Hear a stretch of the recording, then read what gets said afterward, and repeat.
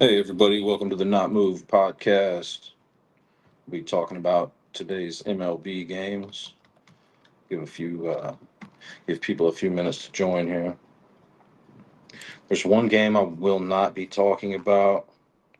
It's the Marlins and Braves game. Since it's a doubleheader, I don't talk about doubleheaders. You guys know that the first thing that I like to do is talk about weather.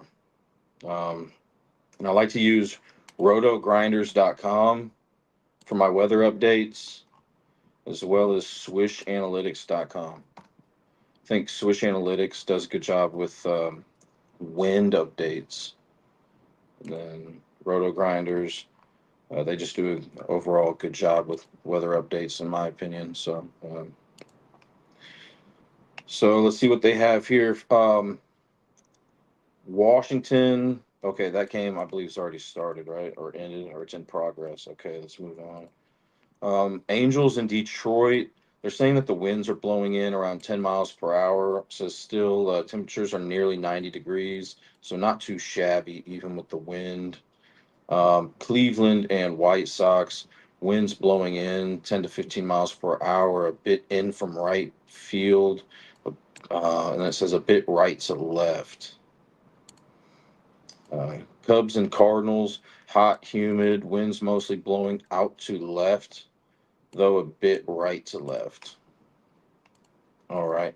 Doesn't look like there's any rain concerns today, so that's good. I think that's the first time I've done a show and they didn't have any rain concerns. So it looks like every game is good to go. So let's just go ahead and start off here with the Angels and Detroit. Los Angeles Angels and Detroit Tigers. All right, so Detroit is 4-1 versus the Angels this season. The Angels are 3-5. They have a 3-5 record in Saturday road games. Detroit is 5-6 in Saturday home games, so Detroit has the advantage there. Let's see if Mike Trout is playing real quick. I just have all my notes here. Yeah, he is in. That he needs 2 home runs to reach 400 career home runs. So that's a pretty good, cool milestone. And baseballsavant.com has this ballpark ranked ninth best for right-handed hitters to hit home runs. Um, Baseball Savant. I know I talk about it a lot. This source. Um, so I type in my search engine here, Park Factors MLB. It says Statcast Park Factors. And then it'll say something about rolling years. I filter that to one, update it, and then sort it by bat side, which is right. And so if you do that, you'll see that the Tigers, this field is ranked ninth best for right-handed hitting home runs. Now I'm looking at these run line trends. I would say the most concerning run line trend here is that the Angels are they're ranked 24th as a road underdog on that run line. And the best run line trend that I see here, excuse me, is that Detroit ranks second best on the run line as a home favorite. All right. So projected pitchers here. I really like to use rotowire.com for lineup confirmations. Okay, so that's what I'm looking at here. Kikuchi versus Morton is the projected pitching matchup. It's confirmed, but late scratches can always happen.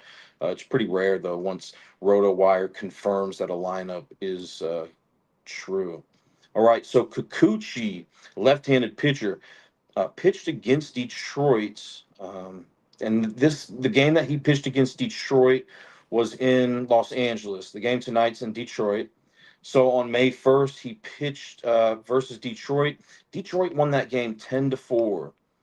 He had 5 innings pitched, 5 home runs, 2 earned runs allowed, 2 home runs allowed, 1 walk, and 5 strikeouts. Now the Angels have a 3-8 record on the road with Kikuchi. They won 2 of those games by 2 plus runs. The 2 out of 3 of the games that they did win, they won by 2 plus runs. They lost 7 games out of the 8 that they've lost on the road with Kikuchi by 4+ runs. Kikuchi's been going pretty long in these games. His average pitch count's been 898, according to RotoWire.com. His average pitch count has been 98 pitches in his last 5 games, which is extremely high. And then he's been averaging a 96 pitch count this year. Now I'm seeing that he has a worse batting average against right-handed hitters. So right-handed hitters have a better batting average off of him than left-handed hitters. And I'm also seeing that he is much worse against right-handed hitters hitting home runs. So we talked about the winds potentially being a little detrimental here in this game. Looks like they're blowing in from right field towards that third baseline at about 9 to 10 miles per hour. But if you're liking a home run hitter in this game, Kikuchi once again is much worse against the right-handed hitters. In this ballpark ranks ninth best for right-handed hitters to hit home runs. Now Kikuchi, I just want to mention his home runs per 9 innings allowed is 1.1. 1.1 home runs per 9 inning average. So it's not terrible, but it could be a little better here for him. His walks per 9 inning average is on the high side. It's at 3.8. Detroit they're not really good at drawing walks though, and they are not a good base stealing team. They steal the least amount of bases per game this season. Okay, so even though Kikuchi walks people, I don't find this specific matchup to be too terrible for him. Although Detroit could, draw a walk or two for sure. His pickoff move, according to BaseballSavant.com as well, his pickoff move is decent. He has a 2 rating. All right. Anyways, let's talk about Morton a little bit. Let's talk about the game itself, and then we'll go back to home run hitters. Just for I do want to mention before we move on here that I was just looking at the history of some of these Detroit Tigers against Kikuchi, and some of these guys do have pretty good history off of him. Okay. All right. So Morton, right-handed pitcher, projected to start for Detroit today. He pitched twice against the Angels this season, but he was with Baltimore, so a completely different team. And he didn't even start in one of those games. He started versus the Angels. So this one was in Baltimore on June 13th, and Baltimore won that game 2-0. So he pitched very well. 5 innings pitched, 5 hits allowed, 0 earned runs, 0 home runs allowed, 1 walk, and 10 strikeouts. He's only played 1 game with Detroit this season, and it was not a home game. So this is his first home game with Detroit this season. His average pitch count's been 78 this season, but it's been 96 in his last 5 games. I'm kind of interested to see what his pitch count was in that team debut on August 3rd, so 6 days ago. He pitched 84 pitches. All right. I think it's going to be, important for him to get up to that mark today. Both of these bullpens are below average. Detroit ranks 20th in bullpen ERA, but they are slightly better than the Angels' 26th ranked bullpen ERA. All right. Um, where were we here? Okay, so he's allowing a slightly worse batting average against right-handed hitters and home runs. So, if you like a right-handed hitter today for a hit or a home run, you got that going for you for the Angels side. Now, Morton's walks per 9 innings is actually higher than Kikuchi's. It's at 4.1. We talk about how that 3.5 threshold is when it starts raising some concerns. It's at 4.1. Once again, here though, the Angels are not a great team at drawing walks. They rank 23rd in that department. and they're not a great base stealing team. They rank 24th in stolen bases per game. Also, Detroit is a good base stealing. They're good at base stealing prevention. They rank fifth in stolen bases allowed per game. Net bases prevented for Morton is a one, so he's got I guess a decent pick off move. It's not terrible. Okay, um, from my understanding. All right, so I'm seeing four hitters here for Detroit that are batting 276 or better off of left-handed pitching. Torkelson, Torres, Dingler, and Baez. Dingler 307 and Baez 323. Those are batting average against left-handed pitching. Whereas the Angels have Neto, Shonawell, and Renjifo, who the best one out of them against right-handed pitching is Neto at 283, 276 for Shonawell, and 253 for Renifo. So I like Detroit's bats. I like how they match up, not just the number of bats that are hitting at a decent batting average, but also not just the number of bats, but the actual batting average. There's three guys for Detroit that have a higher batting average against left-handed pitching than the number one guy for the Angels, Neto, against right-handed pitching. So I'm gonna have to lean towards Detroit here on that run line. Also, the Angels are on a three-game losing streak. Okay, I forgot to mention that. But Detroit has a good record against these guys this season. They have a better record in Saturday home games than the Angels do in Saturday road games. They beat Kikuchi earlier this season.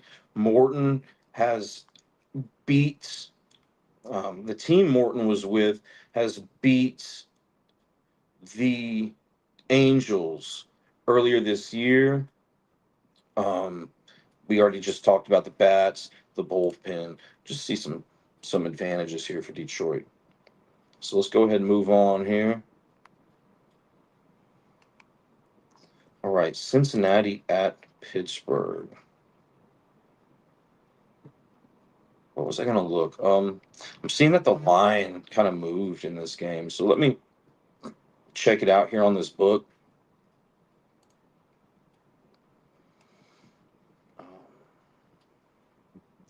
Okay, Cincinnati. Yeah, they were favored, and then that line was like just neck and neck. Now I'm seeing that Cincinnati's favored still. Okay, so Cincinnati's on a three-game losing streak, and they're playing against Pittsburgh today. We got Nick Martinez as the projected pitcher for Cincinnati versus Braxton Ashcraft. All right, and then let's see. On this day in 1976.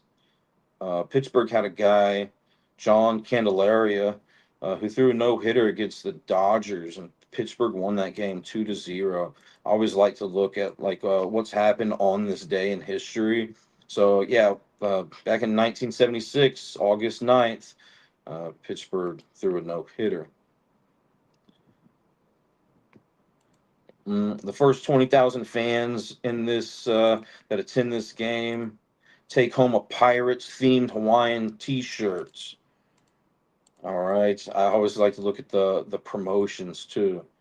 So these teams have a 4-4 record against each other this season. That's just on the money line, not run line. Cincinnati does have a 5-4 record in Saturday road games, whereas Pittsburgh has a 4-6 record in Saturday home games.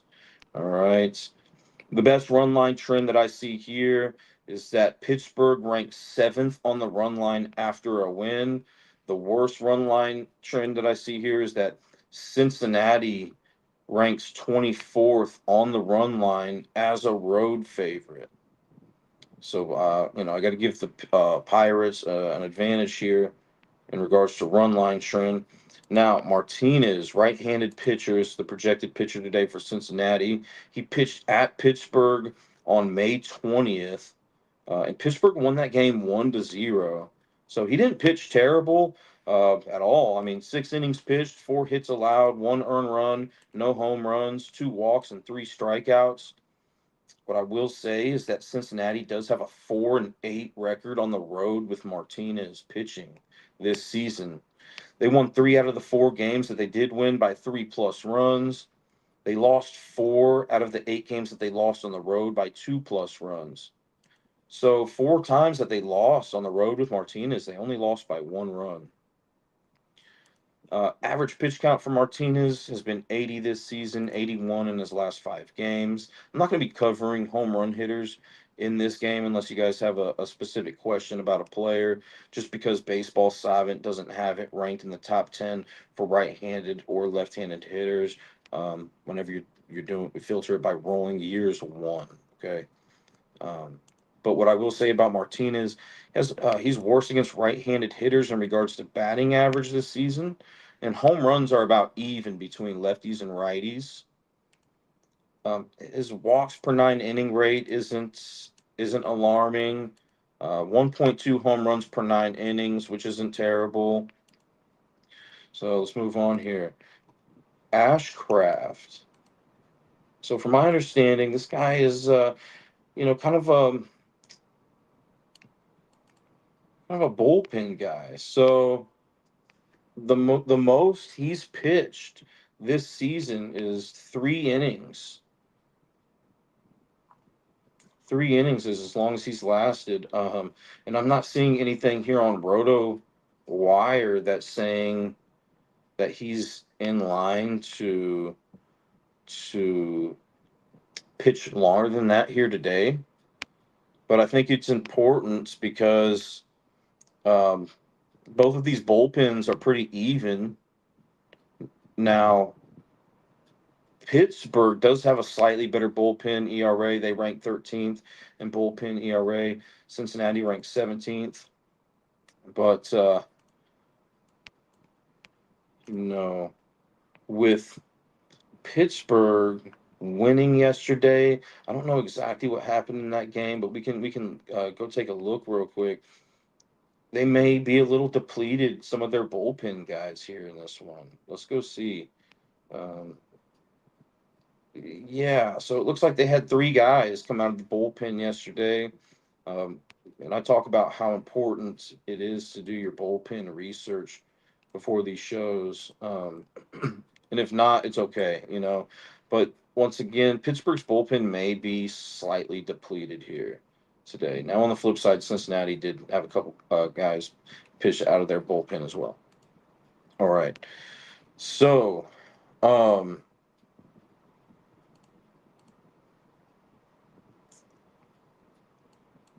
this is his second start of the season, okay? This Ashcraft guy for Pittsburgh. The only game that he started was at Milwaukee, and Pittsburgh won that game 5-4.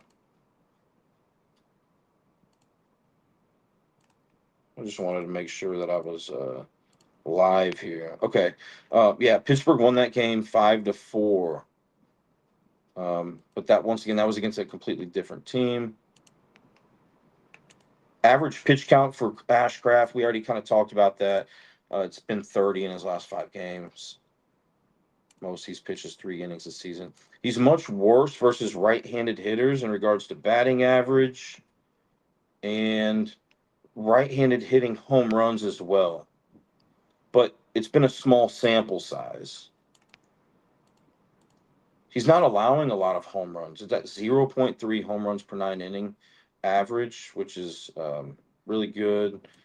His walks per 9 innings is getting up there a little bit. It's at 3.2. And Cincinnati is a good team they're good at drawing walks per game. They rank 12th in that department.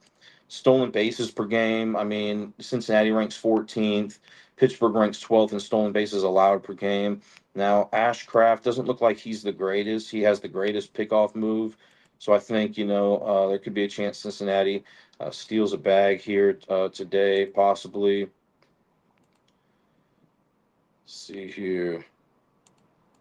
And I would probably still give Pittsburgh a base stealing advantage. They rank 18th, or excuse me, they rank 11th in stolen bases per game. Cincinnati ranks 18th in stolen bases allowed per game. I don't know if I talked about Martinez's pickoff move, but his net bases prevented mark is at 0, which is like, not great or terrible. I think it's a pretty even matchup here. I do see some a few more bats today for Cincinnati that have a higher batting average against right-handed pitching than Pittsburgh does. Ellie De La Cruz 299 batting average, Lux 298, Friedel 283, Andujar 268. And now that I think about it, I need to go back to talk about those home runs in that Detroit game. Um, I do think it's a pretty even matchup. Pittsburgh's the underdog. I would probably have to lean towards Pittsburgh on the run line.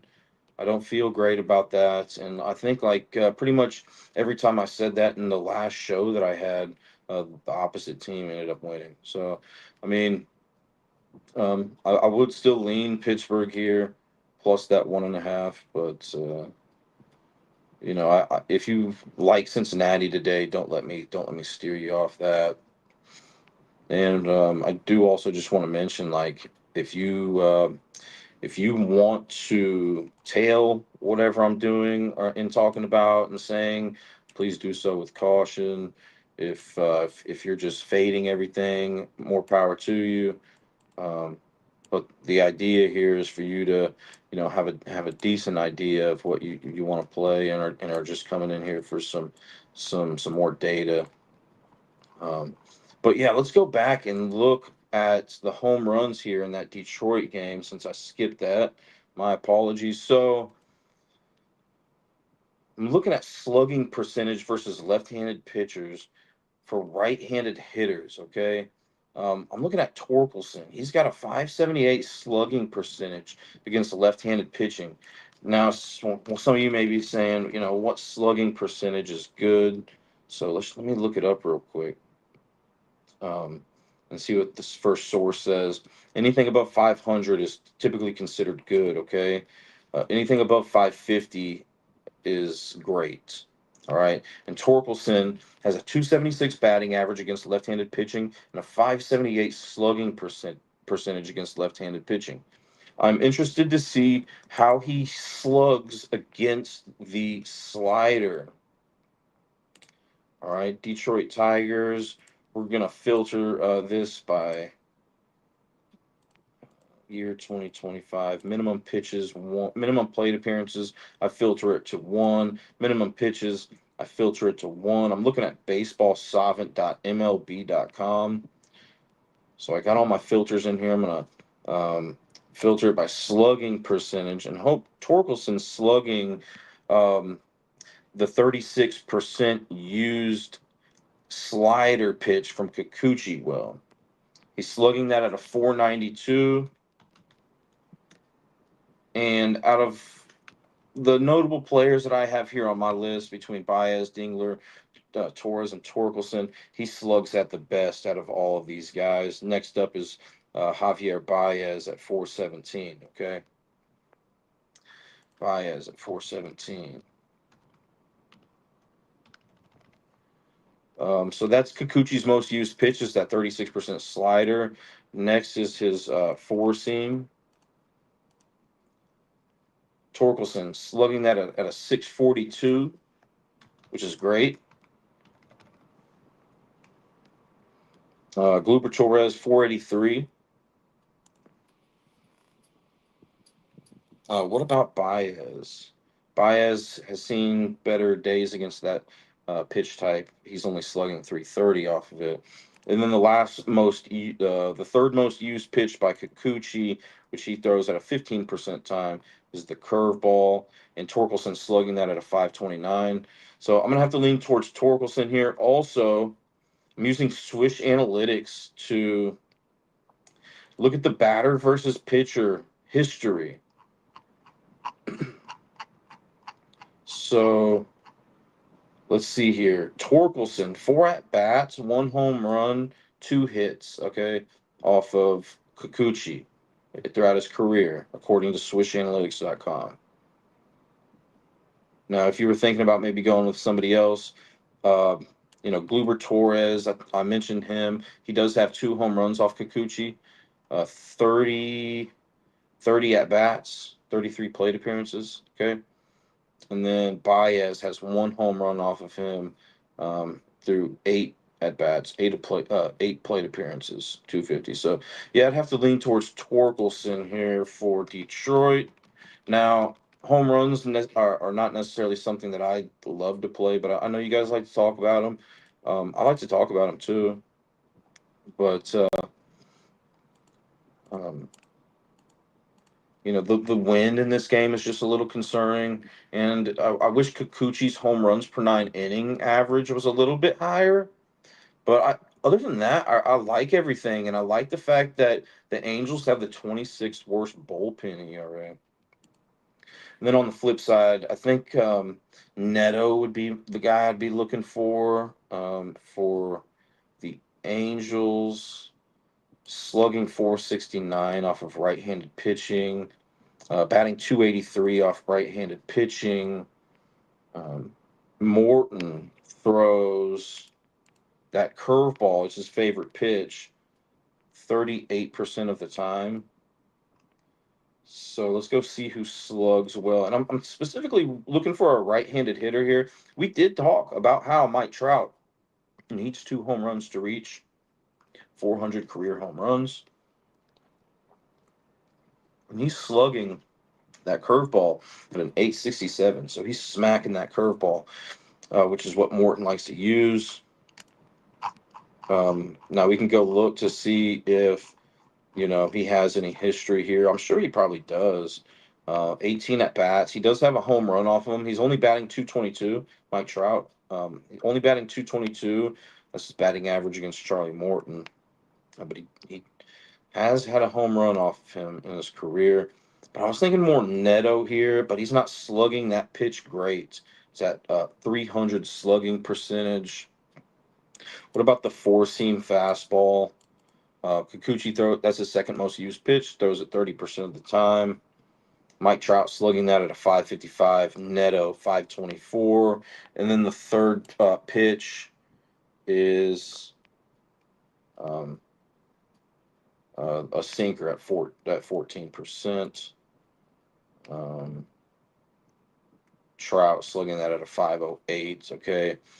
So, yeah, I could see Trout going deep here. Also, to keep in mind, once again, guys, both of these pitchers are worse in regards to batting average allowed and home runs allowed to right-handed hitters, but Kikuchi is significantly worse against right-handed hitters hitting home runs. Okay, both bullpens are below average, so I think the only downside here is the wind, but I still think they can put 1 or 2 over the fence here. Okay. So we already talked about Cincinnati and Pittsburgh. Next game we got the Athletics in Baltimore. So tonight, Adam Jones used to be the center fielder there for Baltimore. It's the Hall of Fame bobblehead night there. Adam Jones Hall of Fame bobblehead night. The Orioles are inducting Adam Jones into the Baltimore Orioles Hall of Fame today.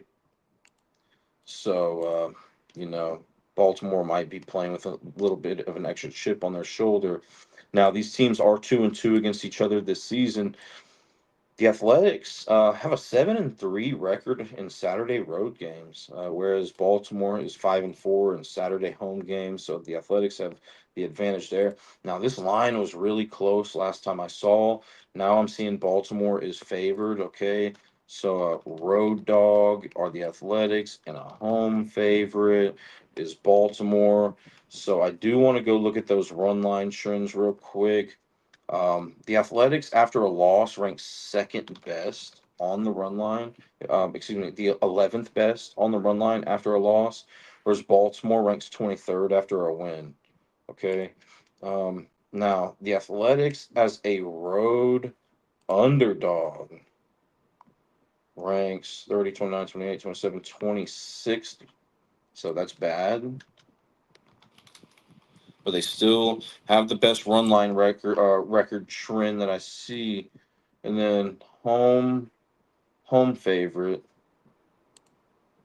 Baltimore is about average. Okay, so I would say the Athletics have it's a kind of a wash here. The Athletics have the best and worst run line trend out of those four trends. Okay, so Jack Perkins is the projected pitcher here today for the Athletics. He's only had one career start, according to RotoWire.com, which was this past Sunday. The Athletics played Arizona, and Arizona won that game 6-4. He threw a season high 62 pitches in that game. He may or may not have a workload restriction today, but the Athletics intend to develop him into a starter, and according to RotoWire.com. Okay. His average pitch count this season's been 41, but I'm sure they'll try to get him up there, hopefully in the 60s or so today. And I think it's gonna be important for the Athletics to do that because these bullpens are bad. The Athletics, I'm sure they don't want their 28th ranked bullpen ERA, so their third worst bullpen ERA, to come into this game early.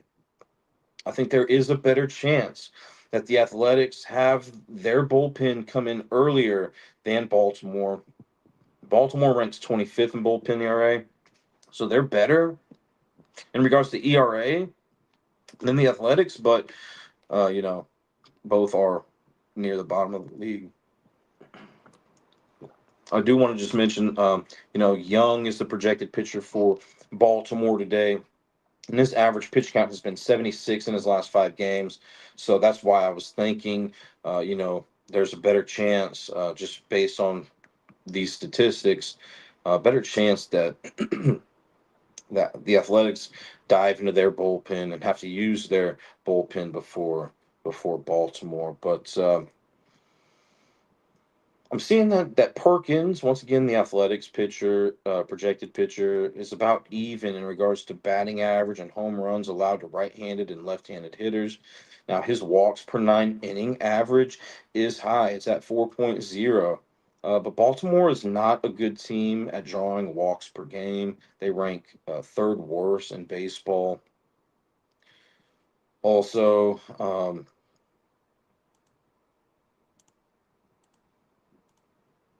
Perkins has a net bases prevented number, which is 0. So he's not bad or good with the pickoff move.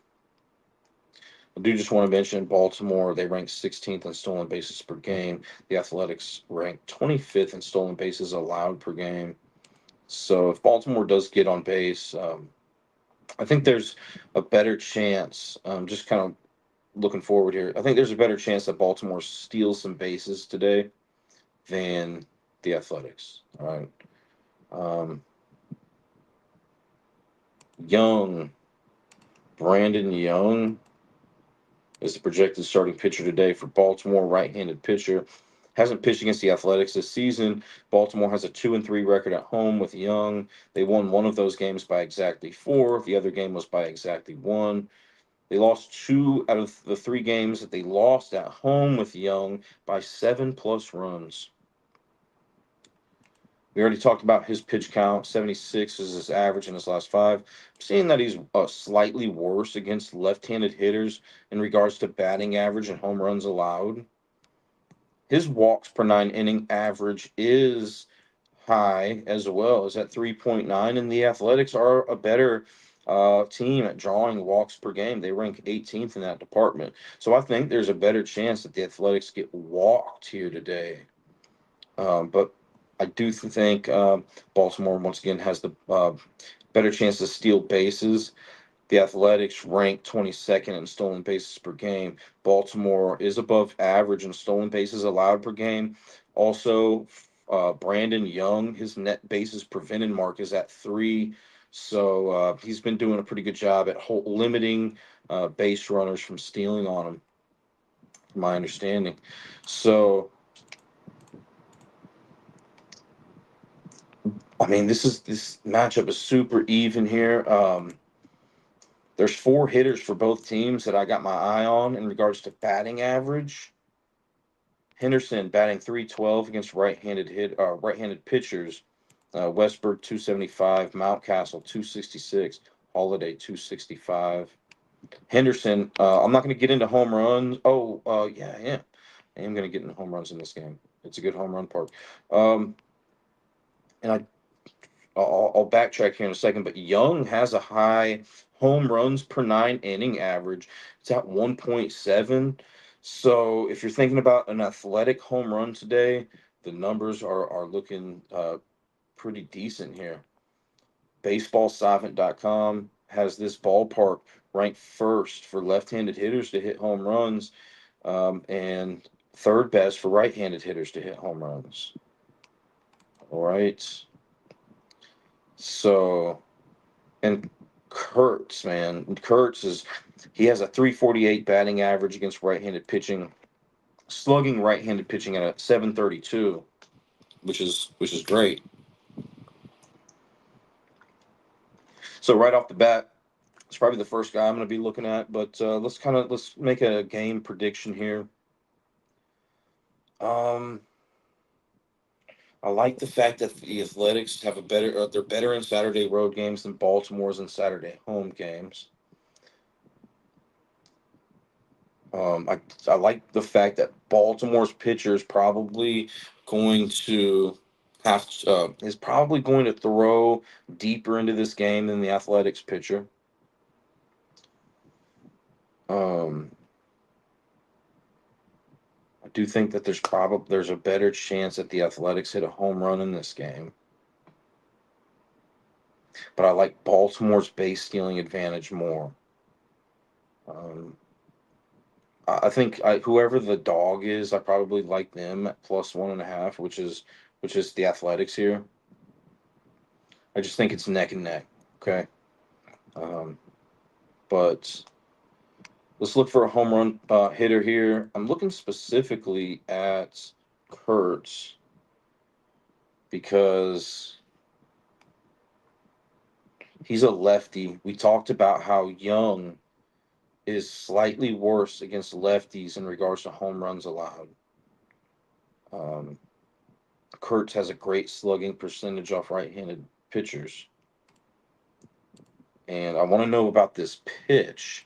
Also, these bullpens are bad, so if a player that you pick in this game doesn't get a home run off the starting pitchers, there is a reasonable chance that they get one off these bad bullpen ERAs. Now, when we're looking at pitch arsenal for Young, he throws a 44%, excuse me, his most favorite pitch that he throws, his most used pitch is the four seam fastball, which he throws at a whopping 44% of the time. So he relies heavily on that pitch.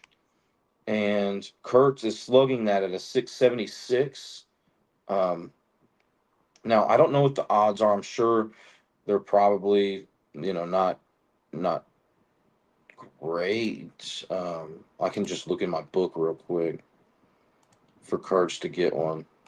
Yeah, +200, but um, statistically, I think everything is checking out. Now, he probably doesn't have any history off of this guy. No, it doesn't look like any Baltimore or any uh, athletics have a history off of him. But that's probably the guy I'd be looking for. Kurtz. What about Rooker? I know he's kind of, people like to look at him to hit home runs.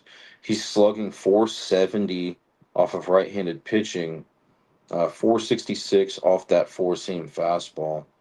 So not terrible. Soderstrom, 516 slugging off that four-seam, slugging at a 500 off right-handed pitching. So, but yeah, I'd have to lean towards Kurtz here.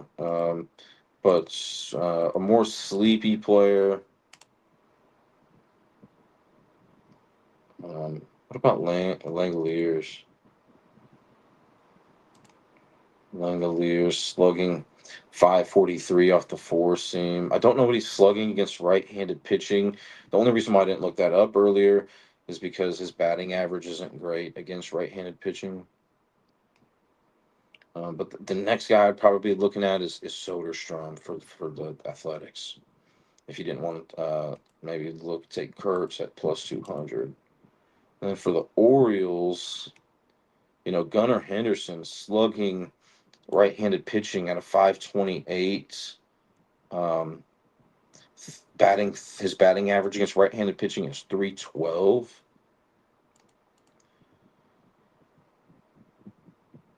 But once again, Perkins doesn't hasn't allowed a lot of home runs per 9 innings, 0.8. And I'm not seeing anything. He's about even Perkins and right-handed hitters and left-handed hitters in regards to home runs allowed. So let's go look to see. Perkins also relies on that four seamer 45% of the time.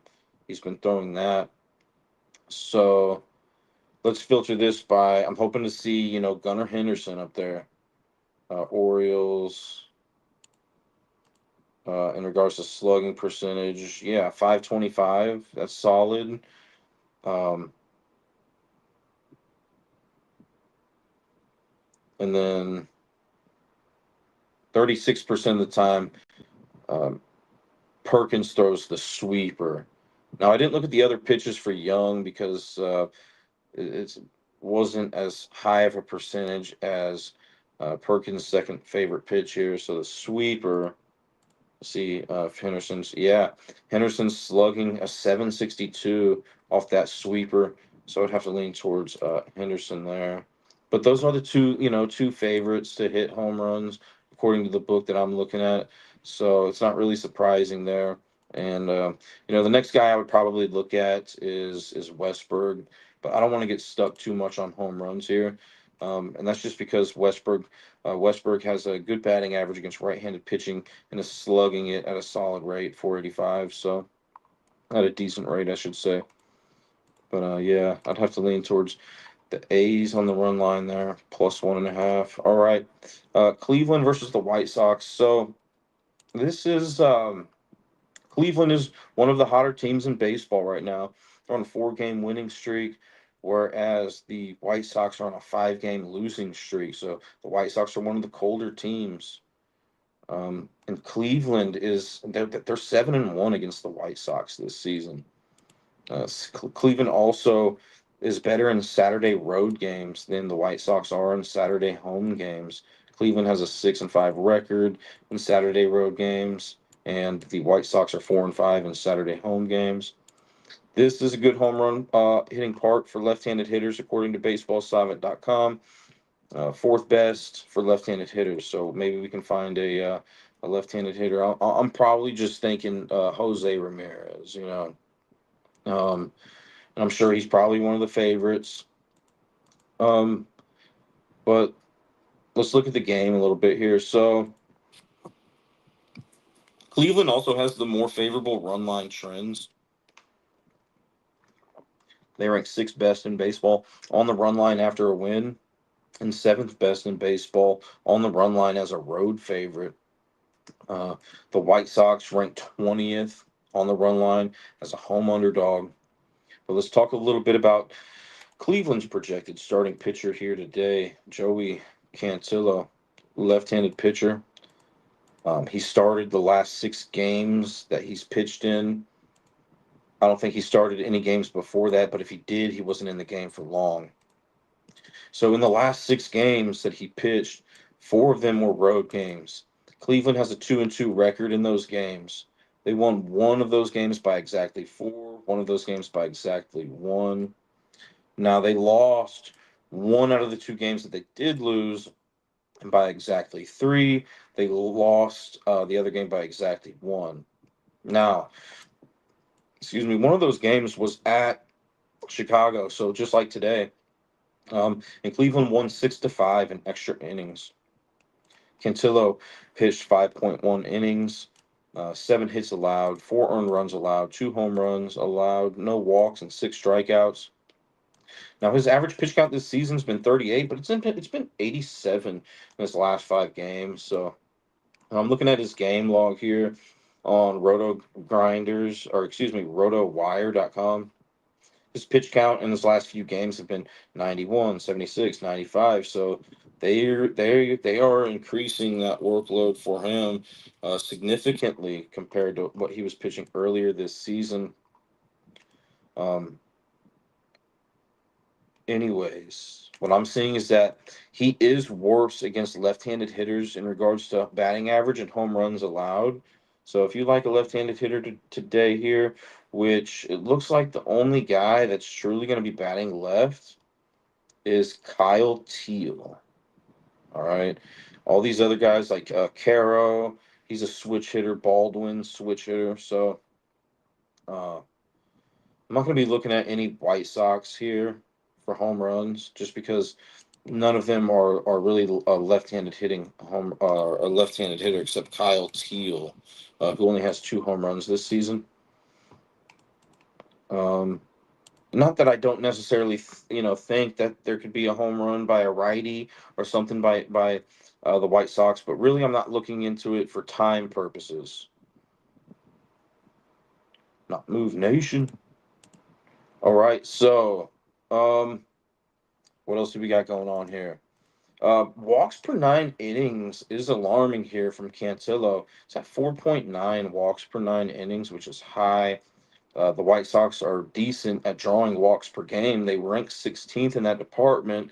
So I want to know how the White Sox are in regards to base stealing. They rank 19th, so slightly below average in stolen bases per game. Cleveland slightly below average in stolen bases allowed per game. They rank 17th.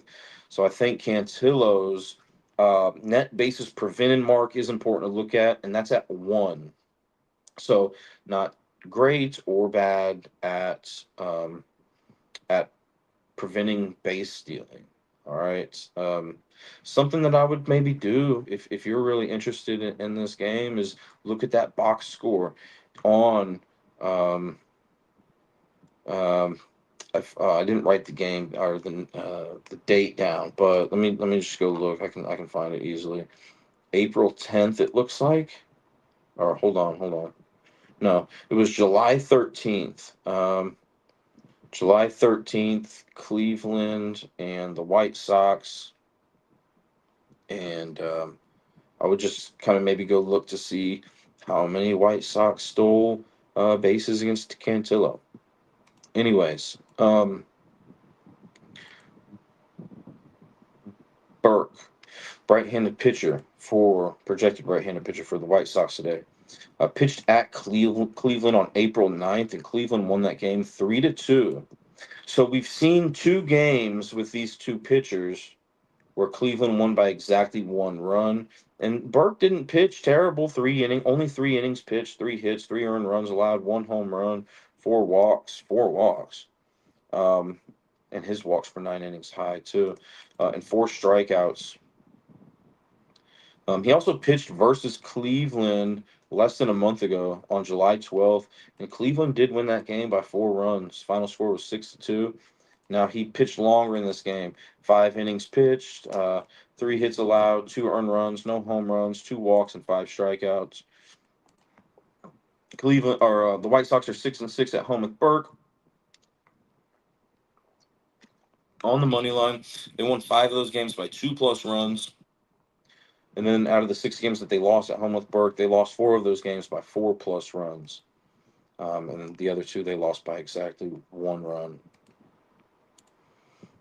His pitch count has been at 89 in his last 5, and I'm seeing that he has a worse batting average against. He's allowing worse batting average against right-handed hitters, but he's slightly worse against left-handed hitting home runs. So if you like a left-handed hitter today in this game to hit a home run, you got that going for you. We talked about it. His walks per 9 innings is 4.1. It's high. And Cleveland is average at team walks drawn per game. They rank 15th in that department. Just to backtrack with home runs for a second, Burke has a 1.4 home runs per 9 innings average. So, I think there probably is a better chance that uh, Burke allows a home run today than Cantillo, just based on those numbers, just based comparing those two numbers alone. Also, the White Sox bullpen ranks 12th, so although they are above average, Cleveland's is a little bit better in regards to ERA. So, if there needs to be a home run for you in the later stages of the game, I think the Guardians have a better chance just based on those statistics. All right, so I just want to look into it real quick. 42% of the time, Burke is throwing a four-seam fastball. So Guardians, four-seam fastball. I'm hoping to see Jose Ramirez up there. Yeah, slugging it at a 561. Manzardo 453. So those are pretty much like the top guys that I'm seeing. Um, what I will say is Ramirez is slugging 524 off right-handed pitching. So that's solid. And then 561 off of that 42% heavily used pitch, four-seam fastball by Burke. So have to lean there for the home run. In regards to the game, well, let's look at it. Cleveland has the better run line trends. They have the better head-to-head record. They have the better, Saturday road game record versus the White Sox Saturday home game record. Cleveland has won 3 games against the White Sox that these pitchers have pitched in. Cantillo, once again, pitched in one of those games. Burke pitched in 2 of those games. Cleveland won all of those games. I don't know by how much. Well, yeah, I do. By 1, 1, and 4. Um, I think Cleveland has a base stealing advantage here. They rank 13th in stolen bases per game. White Sox rank 27th in stolen bases allowed per game. Um, Cleveland's hot, 4 wins in a row versus the White Sox 5 losses in a row. I am a little concerned about like the margin here. If I were to lean one way, I would have to lean towards Cleveland though.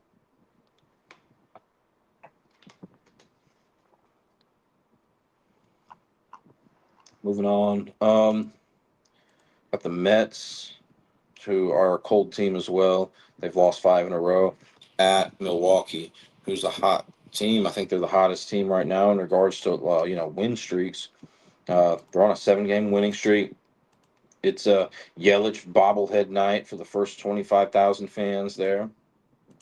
These teams have a 2-2 record against each other this season. The Mets are better in Saturday road games though than Milwaukee is in Saturday home games. The Mets have a 6-3 record in Saturday road games, and the Brewers have a 3-6 record in Saturday home games.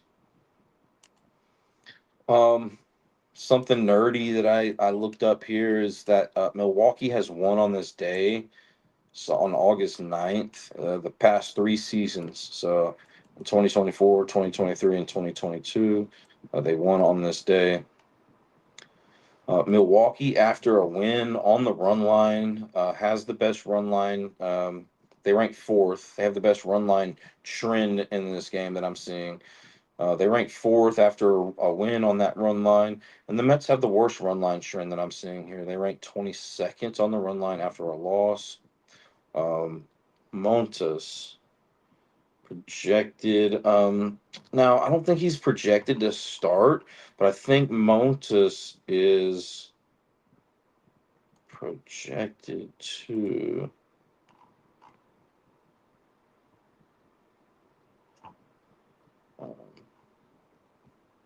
work as a bulk relief pitcher behind Reed Garrett today. So I didn't do any research on Reed Garrett, but when I click on his game log here, I'm seeing that he'll likely make it through just one inning before handing the game over to Montes. Okay. Now Montes hasn't pitched against Milwaukee this season. The Mets are 1-2 on the road with Montes this season. They won that game by exactly 2 runs. They lost the one of the two games that they did lose. They lost one game by exactly one. They lost the other game by exactly 11.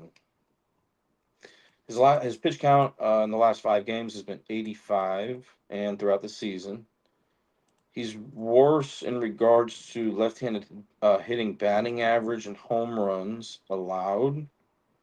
If you like a home run hitter in this game, I'm not going to be talking about home runs in this game, but Montes does have a high home runs per 9 inning average. It's at 1.9. His walks per 9 inning rate isn't alarming, so we're going to move on. But they just confirmed Milwaukee's lineup, so I just want to take a look real quick to see who's in here for Milwaukee and who's out. Appreciate you guys for joining. If you have any questions, feel free to ask. Okay.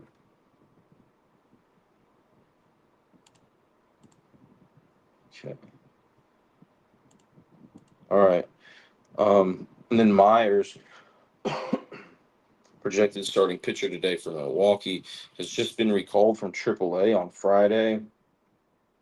He started 5 games this season, hasn't pitched against the Mets, though. Um,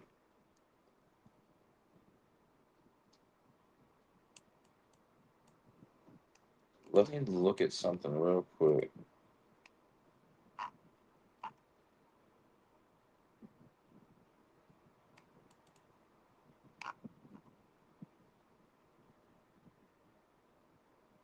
Oh yeah. Okay, so Myers has started 5 games this season, but at home, Milwaukee has a 1-1 record with him starting this season. There's a lot of kind of like bullpen pitchers today, you know. So so they won the one game that they did win at home. They won by exactly 4. They lost the game they lost by exactly 7. Average pitch count has been 54. So his pitch count has been lower than Montes. And Milwaukee has a worse bullpen. So that's not great for Milwaukee. They rank 15th in bullpen ERA. The Mets rank 9th. Seeing that Myers is worse against left-handed hitters in regards to batting average and about even versus lefties and righties. His walks per 9 inning average is alarming. It's at 3.9, and the Mets rank 6th best in team walks drawn per game. So I think that there is a good chance that the Mets, draw some walks here today against Myers. Now, I think there's a decent chance that they steal a base or two. Myers' net bases prevented mark is at 0, so it's not great or bad. But Milwaukee is good at base stealing prevention. They rank 4th best in stolen bases allowed per game. The Mets do rank 10th in stolen bases per game. On the flip side, Milwaukee ranks 2nd best in stolen bases per game. The Mets rank 2nd in stolen bases allowed per game. And Montes isn't, he's got that same net bases prevented mark at 0. So, I do think that there's probably a better chance that Milwaukee, if they were to get on base, I think Milwaukee probably has a better base stealing advantage. But I do like the fact that not move, not move podcast, not move nation. Um, I think there's a better chance that Milwaukee steals bases, but better chance that the Mets draw walks. Um, Also, we talked about these bullpens, how Milwaukee has a worse bullpen ERA than the Mets here. Okay. Now, when I'm looking at these batting averages, I think it's pretty even. There are a couple guys though from Milwaukee that are batting pretty decently off right-handed pitching. Collins 319, Frelick 285. The top guy for the Mets is at 282, which is Alonso. Then you got a handful of guys between 257 and 264 guys to be specific for the Mets in that range. So overall, I mean, it looks like the Brewers bats match up a little bit better today, but I do expect that the Brewers tap into that bullpen a little earlier today than the Mets have to, just with that pitch count and whatnot. Um, and Milwaukee ranks 15th in bullpen ERA.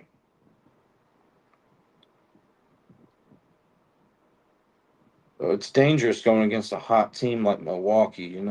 Um, So if you want to go that way, I don't blame you. I don't think I find enough information to make me steer you away from that. All right. But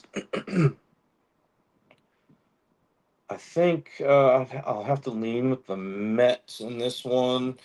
It's really just because of the pitching matchup, and the fact that they're better. They have a better record in Saturday road games than Milwaukee does in Saturday home games. Um, and I think they have a better chance to draw walks, and I don't think that their chances to steal a base is terrible.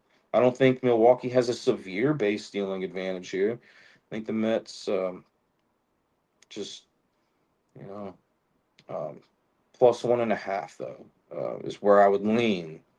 But once again, I don't. I just don't. I don't. Um, if you like Milwaukee today, you do got some good things going for you. Um, But yeah, I just have to lean towards the Mets. I really haven't found anything that I feel real comfortable about yet. But let's see if we can find something. I would say the thing that I would feel the best about right now is Detroit. I think that game has just started or is about to start. Let me see. Yeah, it hasn't started yet, but looks like it's about to start. And even then, like I don't feel super good about Detroit, but on that run line is where I have to lean so far. Royals versus Twins. Let's talk about this game. And let me look at the Twins lineup real quick, since it wasn't out whenever I started the show.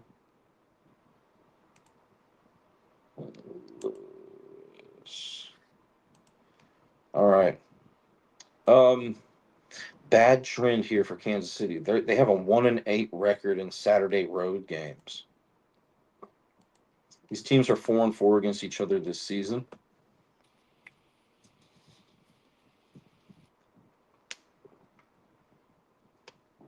Minnesota has a 6-4 record in Saturday home games. So um, I think this was like the worst trend that I've seen for a team in Saturday road games or Saturday home games was the Royals today. They're 1-8. But trends aren't everything. So let's look more into this. The Royals, after a loss, ranked seventh best in baseball on the run line. So that's the best trend that I see here. The worst trend that I see is that Minnesota ranks 19th as a home underdog on that run line. Projected pitchers, we got Cameron versus Ober. Now, Cameron, left-handed pitcher, pitched at Minnesota on May 23rd, and Minnesota won that game 3-1. So um, he's pitched here before, right? But this Royals offense is a little different than it was back then. Specifically, really just with Yastrzemski today. I don't know who else played in that game for the Royals, but Frazier's not in the lineup today, and I think Frazier's got a good batting average against right-handed pitching. So I would have liked the Royals a little bit more today if Frazier was in.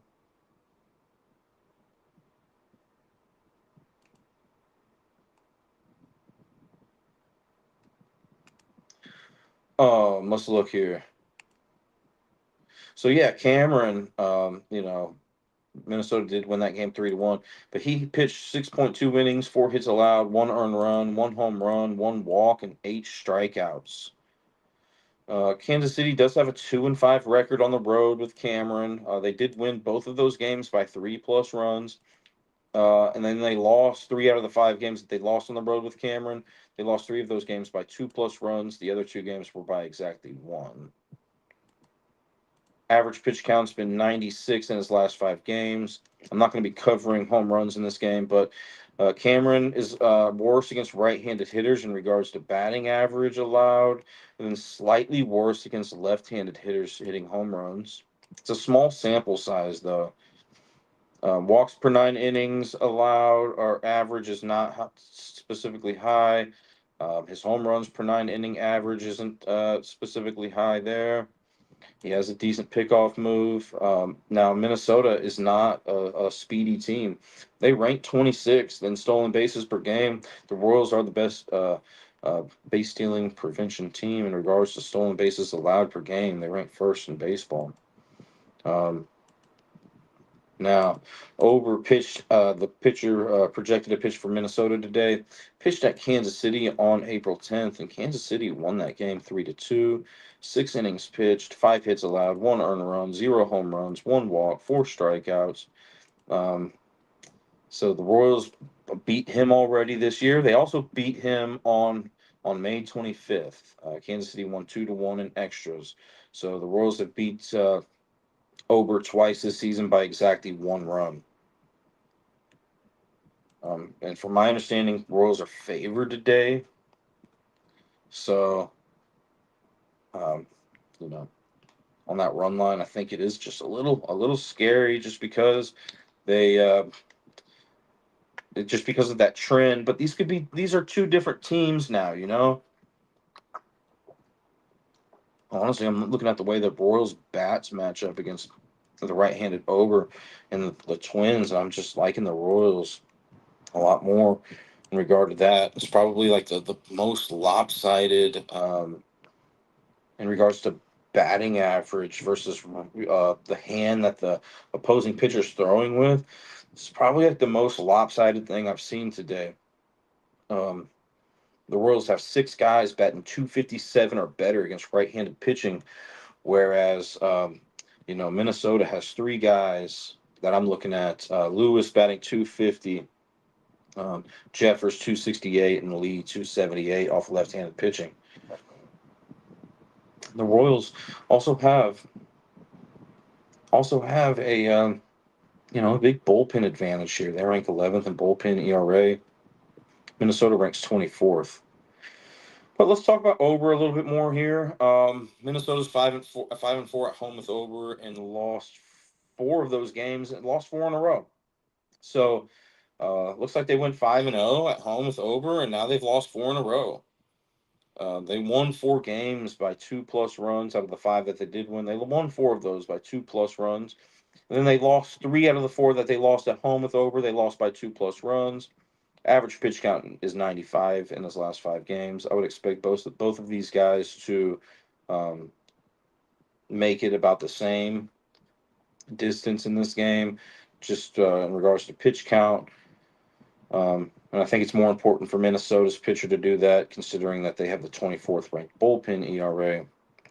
Ober he's worse against right-handed hitters hitting batting average. In regards to batting average, Garcia leads this team out of the players that are starting today, and maybe just leads the team in general against right-handed batting average against right-handed pitching. It's at 290, and then it's Bobby Witt 277. Okay, and then Salvi at 264. Um, so I mean, Ober's worse against right-handed batters since 2023 in regards to home runs allowed, but worse against left-handed hitters hitting home runs this season. I'm not going to cover home runs in this game, but I did want to mention that. And I do want to mention that there could be some home runs in this game. Don't, just because I'm not covering it, don't necessarily make me let me steer you away from that. Once again, some of the reason why I do it is just for time's sake. We still have, including this game, 8 games to talk about. So we've only covered what, five games. So as you can see, these shows can last a long time, and the more I get stuck on those home run props, the longer it'll be. And I've been looking at this stuff all day, so just trying to balance, energy and whatnot. But anyways, let's get back to the matter at hand here, because Ober's home runs per 9 inning average is at 2.1, which is the highest I've seen today. Now, his walks per 9 inning isn't extremely high.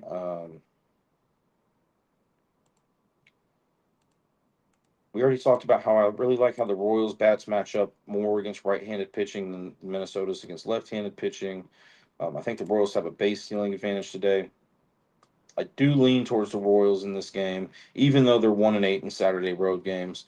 I got to lean towards the Royals. I am a little concerned about that margin. You know, Minnesota, also, they've won 3 games in a row here, but yeah, I'd have to lean towards the Royals, and I think that the deciding factor for me is just the fact that they have numerous bats that have a good batting average. I know I keep saying it, but just wanted to be clear with that. Um, and I think that's the difference for me here. And I think they do have a pretty uh, decent base stealing advantage here. Now, Ober hasn't allowed a ton of base stealing, but um, his net bases prevented mark is at 1, but his team is below average in regards to stolen bases allowed per game, and the Royals rank 12th in stolen bases per game. Um, so,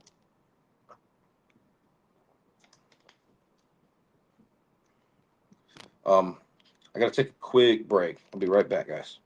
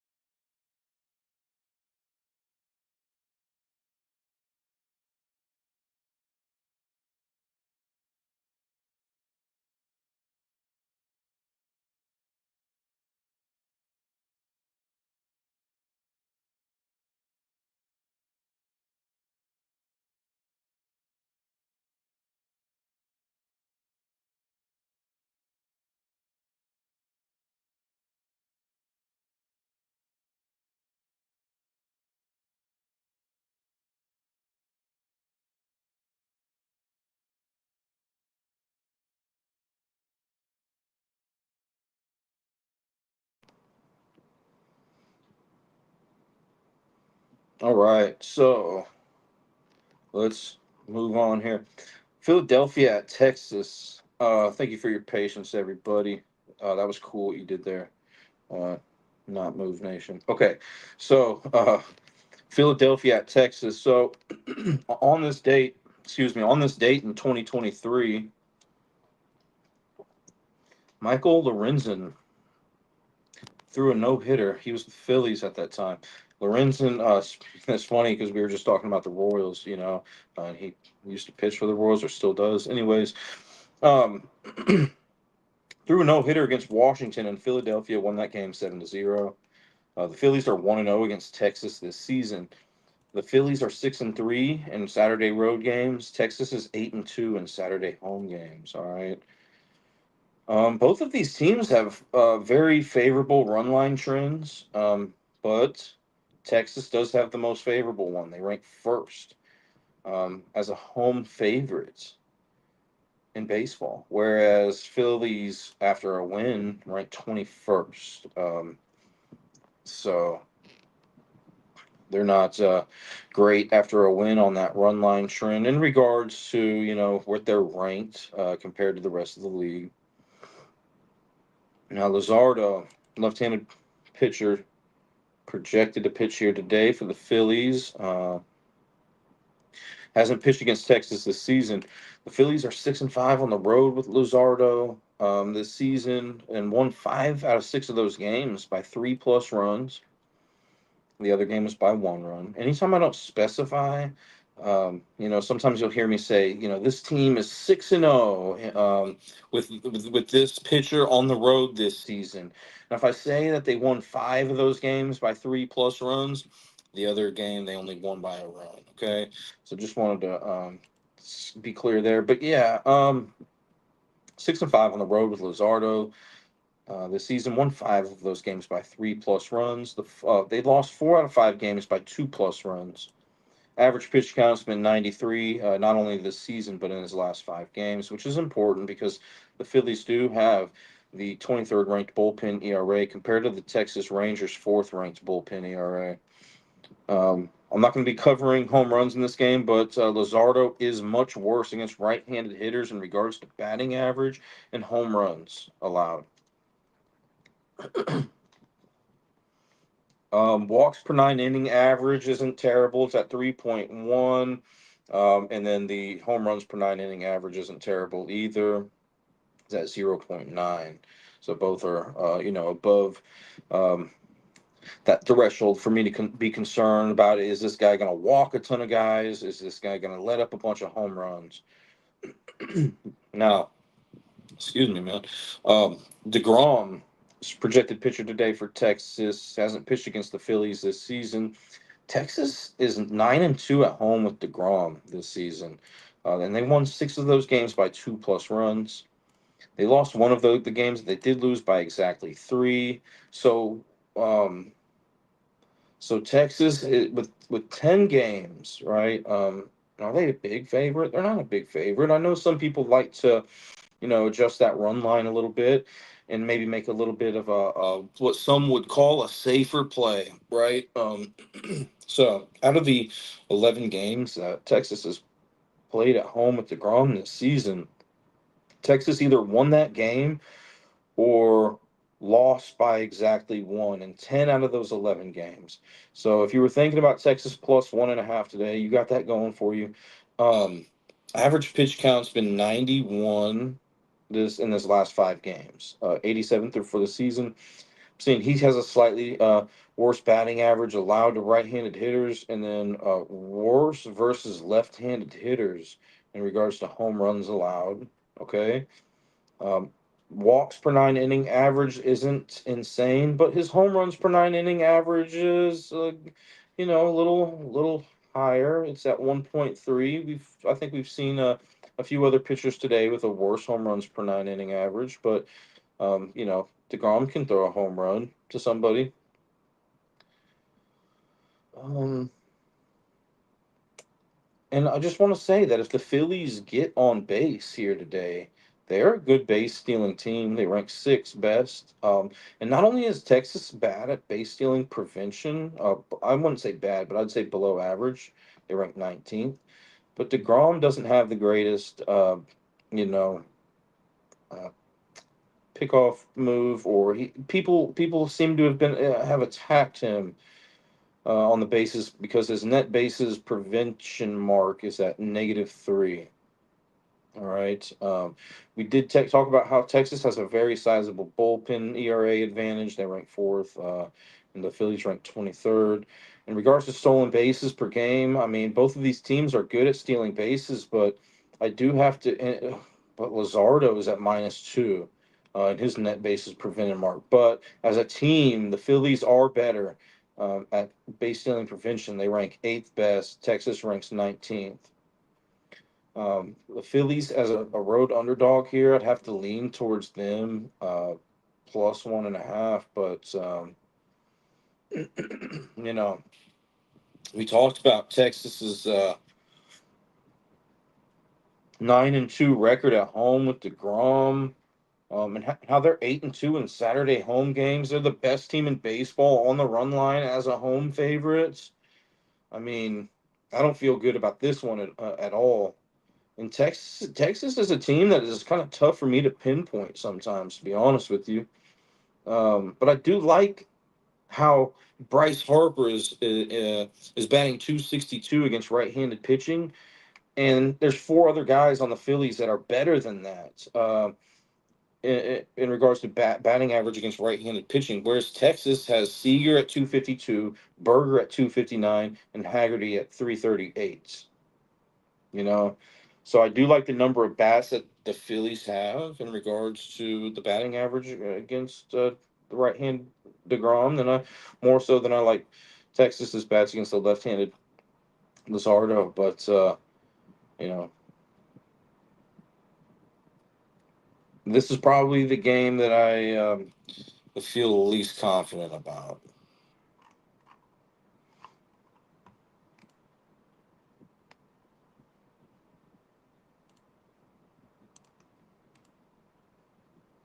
All right, let's move on. And really just haven't found and you guys know, you guys have seen the shows before. It's tough for me to just be like, "Yep, I like this one." I think but last show there was like, four things that I liked, you know. But let's see if we can find something else here. And you know who it's probably going to be is just it's probably just going to be Arizona today. Um, Now I'm analyzing everything, all the data that I've gathered throughout the day here in real time with you guys. But let's just see if we can find a better spot. But um, it's probably going to be Arizona, to be honest with you. And I don't like doing that, you know. So hopefully I can find something better than Arizona. But let's look at the Chicago Cubs versus St. Louis Cardinals game. Um, Now these teams are 4-4 against each other this season. The Cubs have an 8-1 record in Saturday road games. The Cubs are also first best on the run line after a loss, and then the Cardinals are 5-3 in Saturday home games. The Cubs as a road. This line was close earlier, so let me look. Um, Chicago Cubs as a road favorite.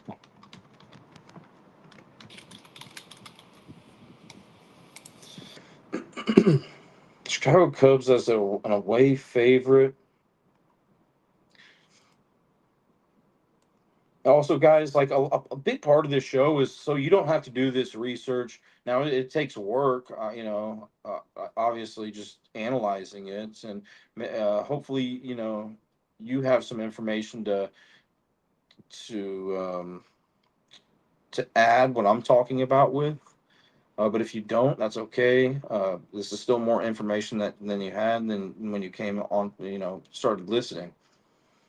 But could you imagine if I were to get every single one of these games right, and how quick, you know, um, let's just say that I haven't ever missed a pick, uh, and how quick, uh, you know, anybody, it could be you that was up here doing this, and you're getting every pick right, and you're doing that for a long time.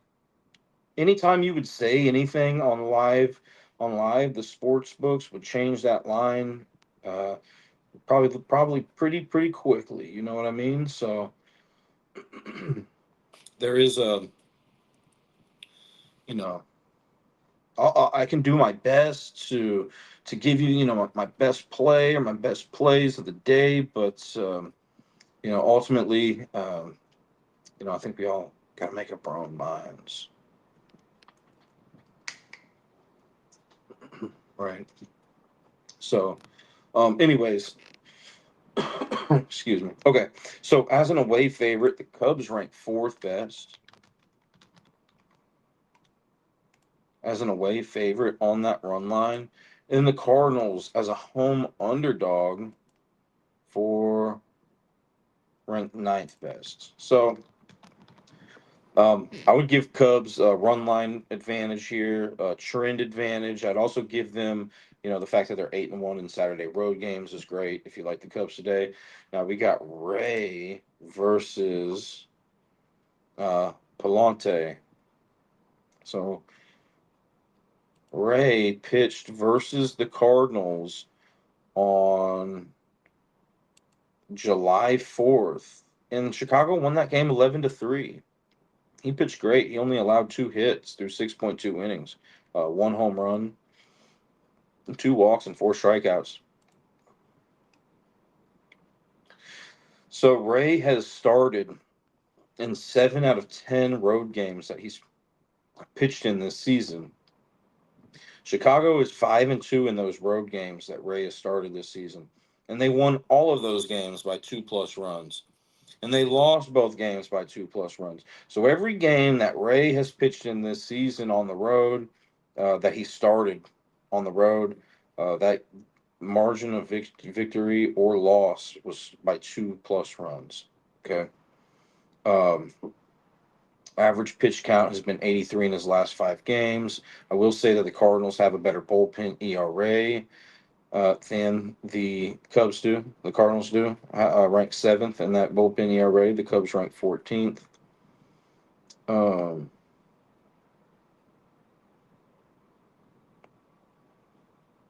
Now I'm seeing that I'm not going to go over home runs in this one because it's not in the top 10 for lefties or righties, according to that one source that I use. But don't let that necessarily steer you away from picking a home run hitter in this game. But if you did like a home run hitter, what I will say is that Rays home run per 9 inning average is at 1.5, which is trending high. So it seems like he's allowing some home runs, and he has a much worse batting average and home runs allowed to left-handed hitters. So left-handed hitting Cardinals today may be the way to go. Um, excuse me, guys. Okay, so Palante, right-handed pitcher, pitched versus the Cubs on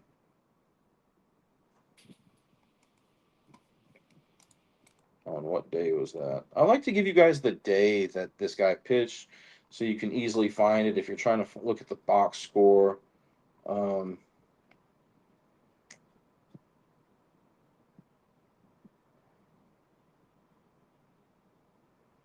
I do want to just look real quick at something because I made a typo here.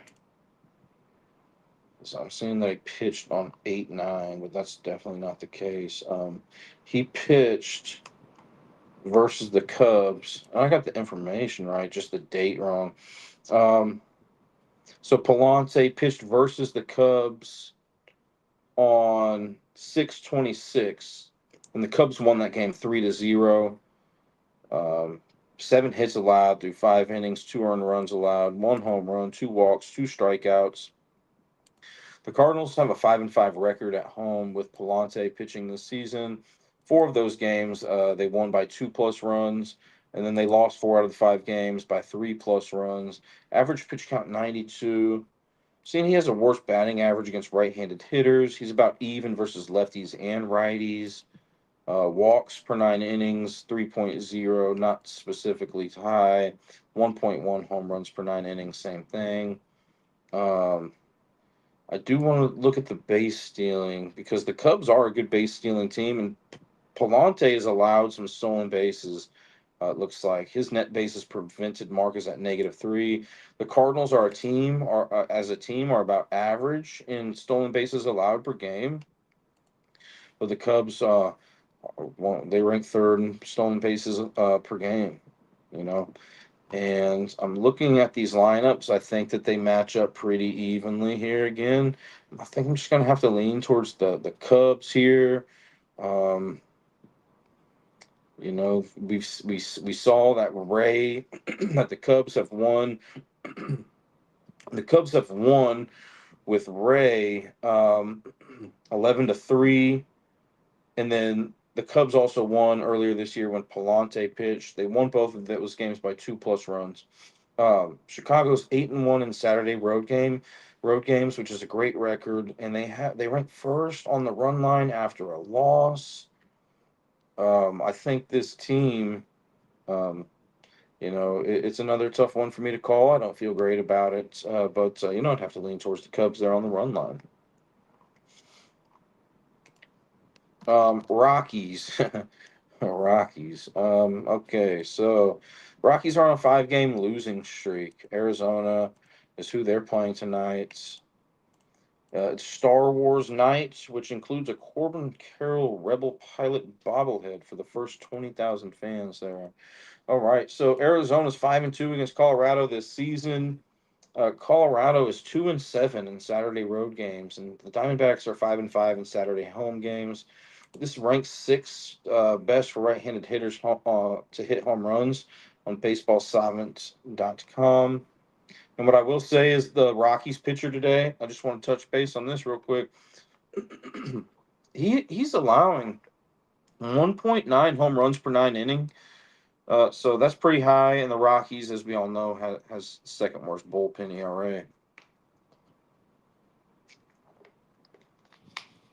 He is worse against left-handed hitters in regards to batting average and home runs, though.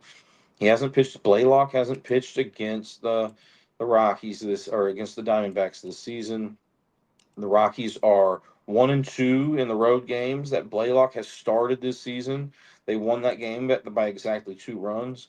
They lost one game by exactly 3 and lost one game by exactly 1. 83 has been his pitch count in his last 5 games. We already talked about how he's worse against left-handed hitters in regards to batting average and home runs. How he has a high home runs per 9 innings. Um, and let's look at Rodriguez here. Hasn't pitched against Colorado this season. He is a left-handed pitcher for the Diamondbacks today. Hasn't pitched against Colorado this season. Arizona has a 2-6 record at home with Rodriguez pitching. So just that's ugly. Now they did win both of those games by 3+ runs. They lost 5 of those games by 2+ runs. 92 has been his average pitch count in his last 5 games. He's worse against left-handed hitters batting average this season, but worse against right-handed hitters batting average since 2023. In regards to home runs allowed, he's about even as well. His walks per 9 inning average is getting up there, but the Rockies are not good at drawing walks, and the Rockies are not a great base stealing team. But his home runs per 9 inning average is getting up there. It's at 1.7 as well. Both of these bullpens are, bad, near the bottom of the league. Arizona ranks 27th in bullpen ERA. Rockies, once again, ranked 29th. Stolen bases allowed per game. I have to give the edge here to the Arizona Diamondbacks. Okay, now both of these pitchers, their pickoff moves doesn't look like they're terrible. They both have a net bases prevented mark at 1. So really, we didn't talk about run line trends, but the Rockies have the worst run line record in baseball after a loss and as a road underdog. Okay. Um, I like the fact that the Diamondbacks have 4 batters batting 254 or better in regards to batting average against right-handed pitching, whereas the Rockies only have 2 guys um, batting at that rate or above. But the Rockies have 2 guys that have great batting averages against left-handed pitching. They have Doyle at 326 and Beck at 319. We said that this was the 6th best ballpark for right-handed hitters to hit home runs. This show feels just a little chalky today. When I was looking at um, the games today, it was just just like I said earlier, just like a lot of bullpen pitchers, and just nothing. As I was just like kind of like looking through all this, nothing that really stuck out to me. But as of right now, this is probably the one that I'm thinking that I will probably like the most on this slate today. I won't be doing a show tomorrow morning just because the turnaround is so quick. But hopefully on Monday we can find something, and I might find something for the rest of the games. We'll see. But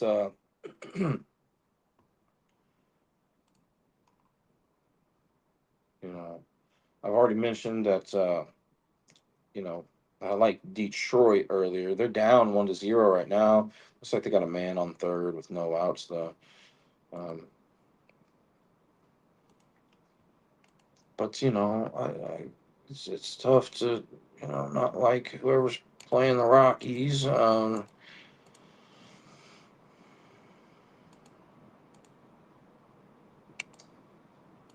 let's look for a home run hitter.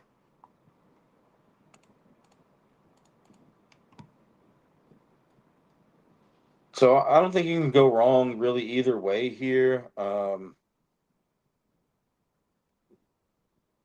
would probably be looking at Beck for the Rockies. We talked about warming Bernabel in his first game when he played in Colorado. I mean, but honestly, statistically, I'd be looking at Beck probably. I like his batting average against left-handed pitching. It's at 319, 429 slugging percentage versus right-handed pitching. He's a right-handed batter. We talked about how this was a good ballpark for right-handed hitters to hit home runs, according to BaseballSavant.com. Does he have any history? Are there any are any guys? I'm just looking at Arizona's lineup, batter versus pitcher history. They don't have any history versus Blaylock. But what about the Rockies against Perez? I would think that they do. Um, and it looks like Freeman has a home run off of him, but the Rockies don't have a ton of history off him. Okay, and Beck has had 4 at bats against him and hasn't had a home run yet off of him. But that doesn't mean that he can't get one today. And I don't necessarily love Beck's slugging percentage against right-handed pitching. It's at 429. But let's go see who on this Rockies team is best at slugging. On Rodriguez's most used pitch, 44% four-seam fastball. Moniak 561, Warming Bernabel 529, Jordan Beck 509. Okay. What about that changeup, which Rodriguez throws? This is second most used pitch, and he throws it 20% of the time. We're looking at Jordan Beck slugging that at an 808, which is great. So, and once again, I like Doyle's batting average against left-handed pitching, but I just don't necessarily like his slugging percentage off that. So, yeah, I'm gonna have to lean towards Jordan Beck in that one, which is probably the sleepiest home run. I'm looking at this book. It's 550. Um, so I think all in all, with like the odds and everything, um, I'd probably have to lean towards that being one of my um, favorite plays that I've seen. In regards to like a sleepy player, a sleepy player today hitting a home run. Because it seems like a lot of these other ones are pretty chalky. And some days are just like that. Some days are just like that. But if this is your first show, hopefully you stick around with us for a little bit longer because you know we probably have some new series starting on Monday, which is when I'm thinking about doing the next show. Okay, it's probably when I will do the next show. but we still got a show going on right now. So yeah, let's continue.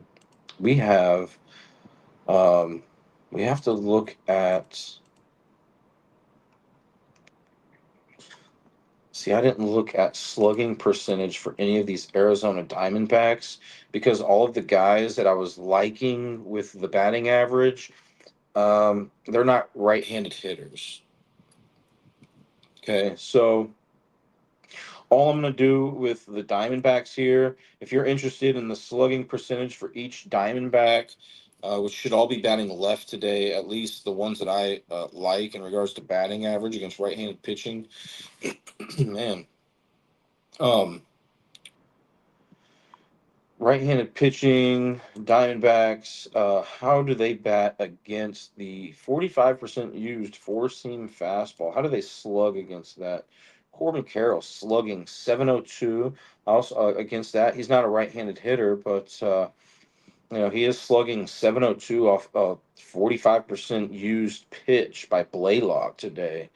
Um, and then Kettle Marte 675. I don't know McCarthy if he's starting or not, but he's at 643. Um, Alec Thomas 507. Okay, and then we can look at that splitter, that split finger here. Corbin Carroll slugging that at a 565. Same with Marte. That is the splitter is Blaylock's second most used pitch, but that's only at 16%. And then the slider is his third most used pitch, which is at 14%. We're seeing Perdomo at 468. Nobody on the Diamondbacks is really slugging great against that specific pitch. Okay, so I'd probably have to lean towards. Um,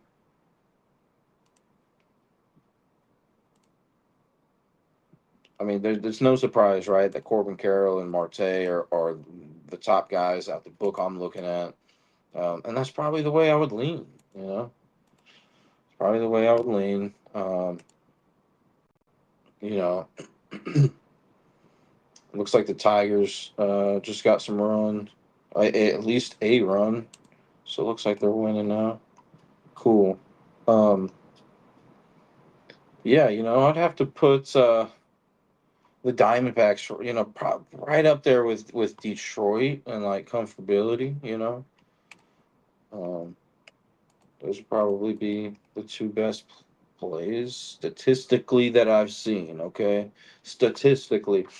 Now I think like probably the best way to go about it is to like think about like what you want like in your gut, and then match that with data. If your gut feeling aligns with the data, those are probably positions that we're putting ourselves in to make the best plays. Um, so there you have it. So what do we have? 3 games left. Boston at San Diego. I do have to look at a little bit of information real quick. Um, have to look at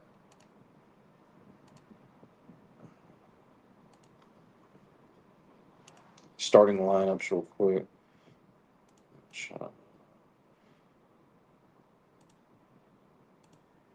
I've been thinking about moving forward, man. And I'll let you guys know whenever like whenever I do make the post.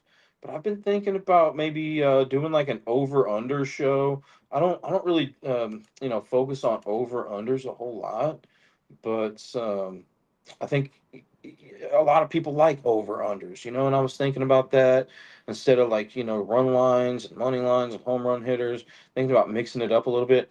Also, I didn't handicap. Now, football, we'll be doing football shows for sure, NFL, but college football, I am familiar with. Not something that I consider myself great in, but I can analytically look at college football as well. So thinking about, and I know college football is real popular, so I'm thinking about doing some college football analytic shows, and I think it's pretty cool because I don't watch a ton of college football. So I think it'd be like pretty cool just to see analytically how much I can keep up with. It'll be kind of just like like a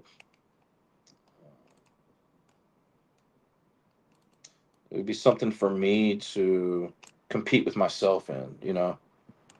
Can I jump into college football, look at the analytics, and get some games right.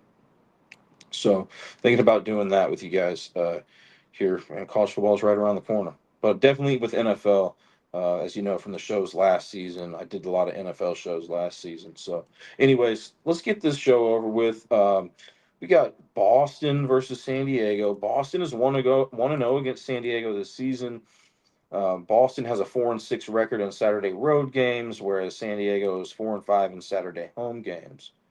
San Diego ranks fifth on the run line after a loss. Um, but that's the best run line record trend that I see.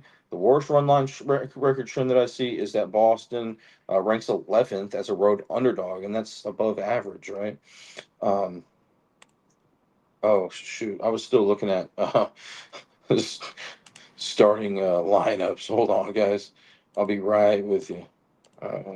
So, Fermin is in today. Tatis, Merrill, Bogarts. I mean, look, man, this Padres team is stacked. They're good, man. Just analytically,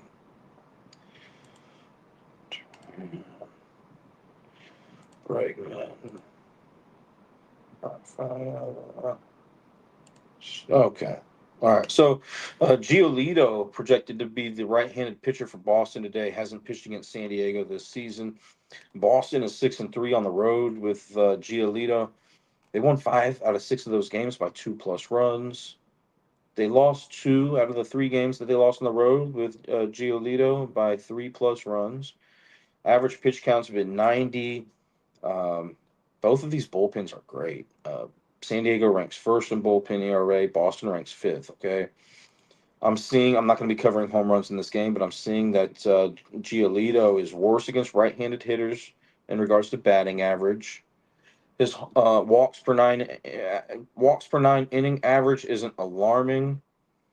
It's at 2.5 according to Roto Wire. So you may find different numbers on different sources sometimes, but overall, I think Roto Wire does a decent job. But I have found that batter versus pitcher history uh, looks like it's more accurate on SwishAnalytics.com. Okay, but let's just continue here. His home runs per 9 inning average is at 1.3.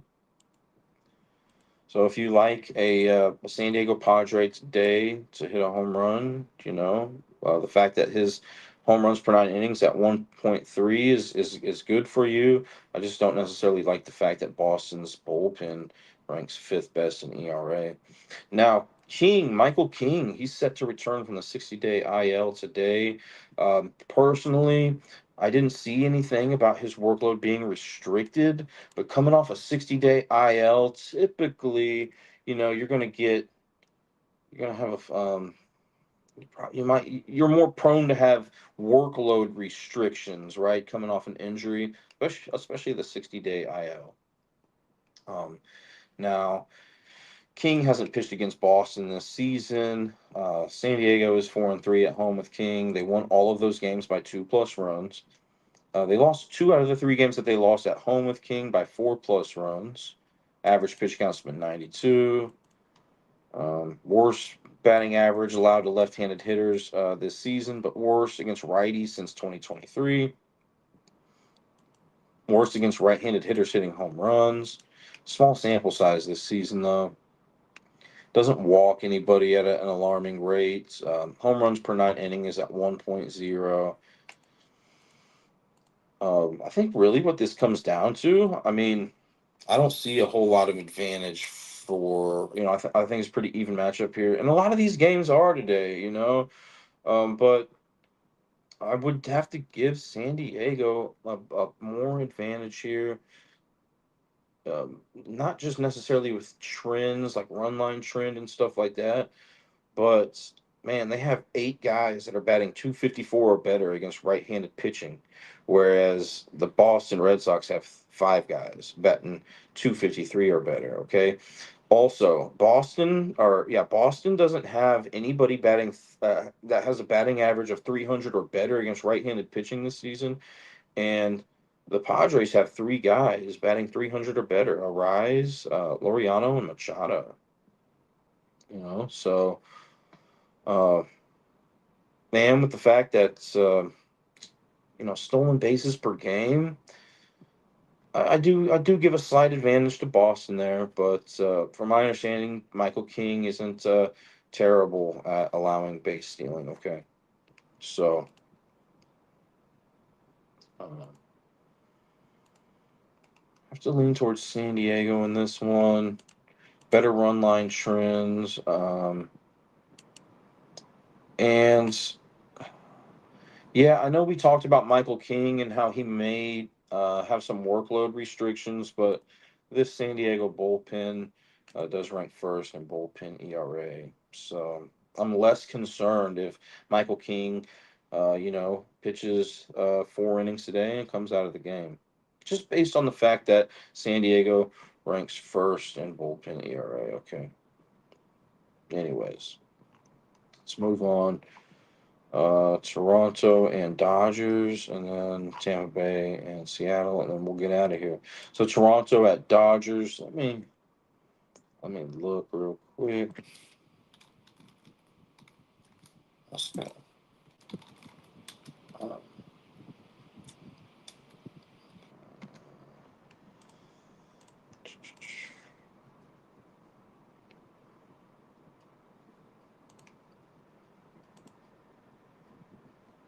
yeah, I have to lean towards Padres in that run line. Okay, so let me confirm these lineups real quick. But all of the lineups are out now. So let me just go through these real quick. Get out of here. Will Smith not in today for the Dodgers. Eek. He had the best batting average against right-handed pitching. Freeman, Muncy, Otani, Paz, and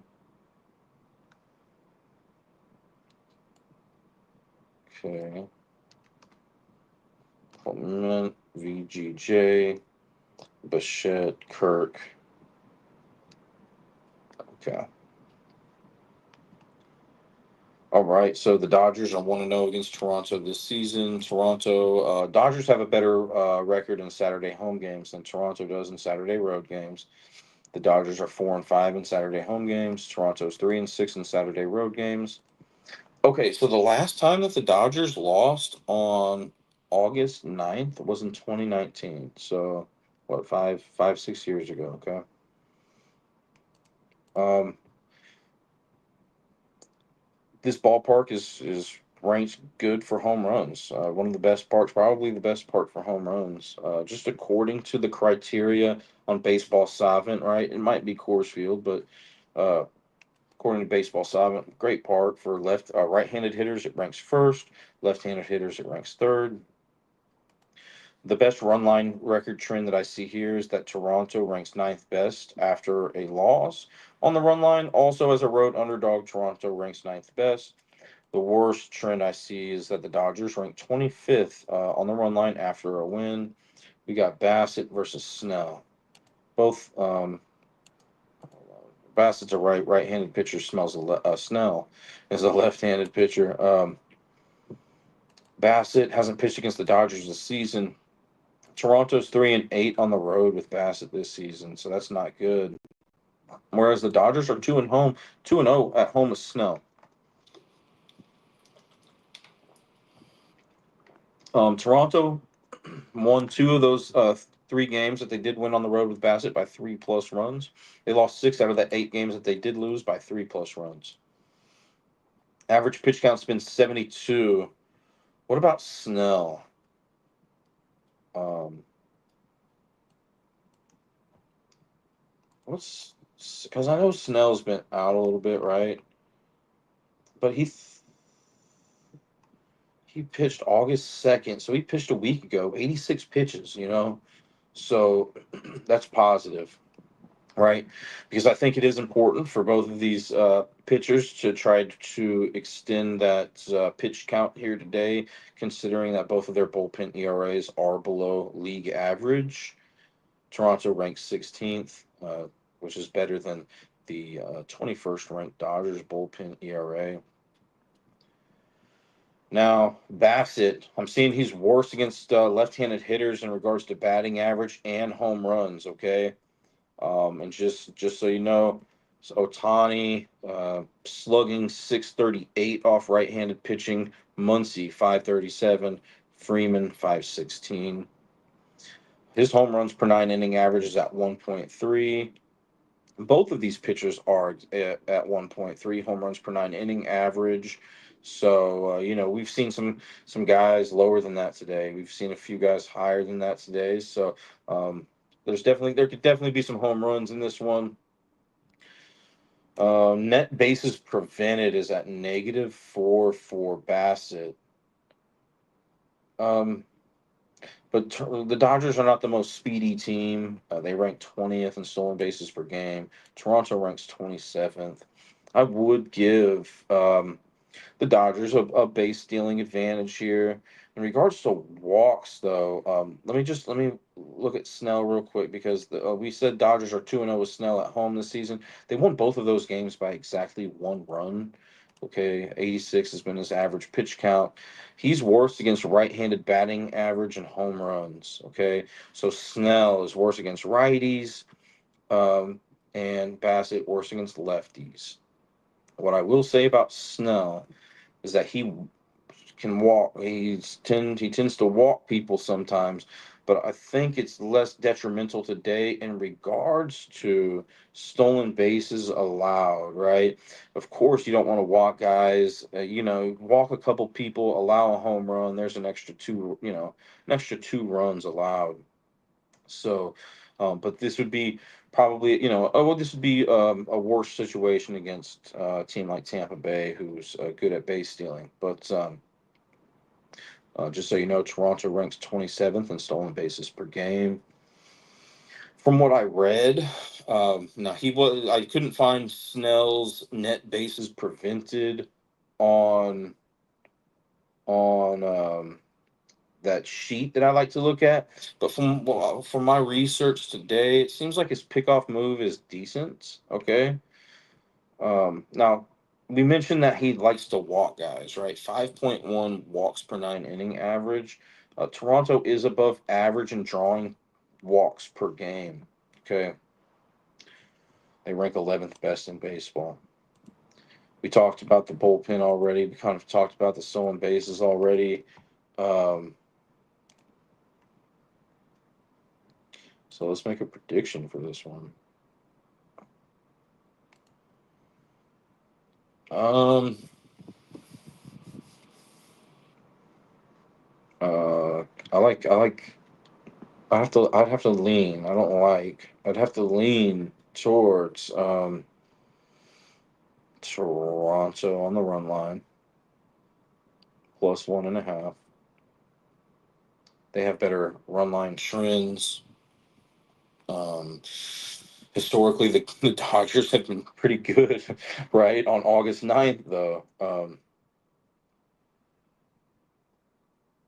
Toronto doesn't have a great record on the road with Bassett either, right? They're 3-8. Dodgers are undefeated with Snell at home this season.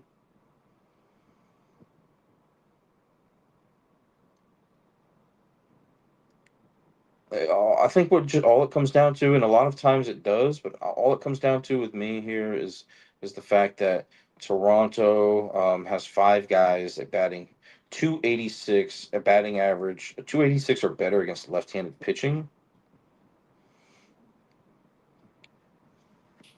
Um, Dodgers are without Will Smith today, at least in the starting lineup. I think that's detrimental. Had Will Smith been in this lineup today, there could have been a chance. I lean more so with the Dodgers, but I think I'd still lean more towards Toronto here. Um, so, yeah, that's just the way I lean towards. Don't love the play, but let's uh let's keep it moving here. We got one more game. Oh, we wanted to look for a home run hitter, right? Okay. So good ballpark, right, for both lefties and righties to hit home runs. We've kind of already talked about the wind earlier today. If you are interested in the wind, once again, I think swishanalytics.com does a great job at visually presenting which direction the wind is blowing and the speed.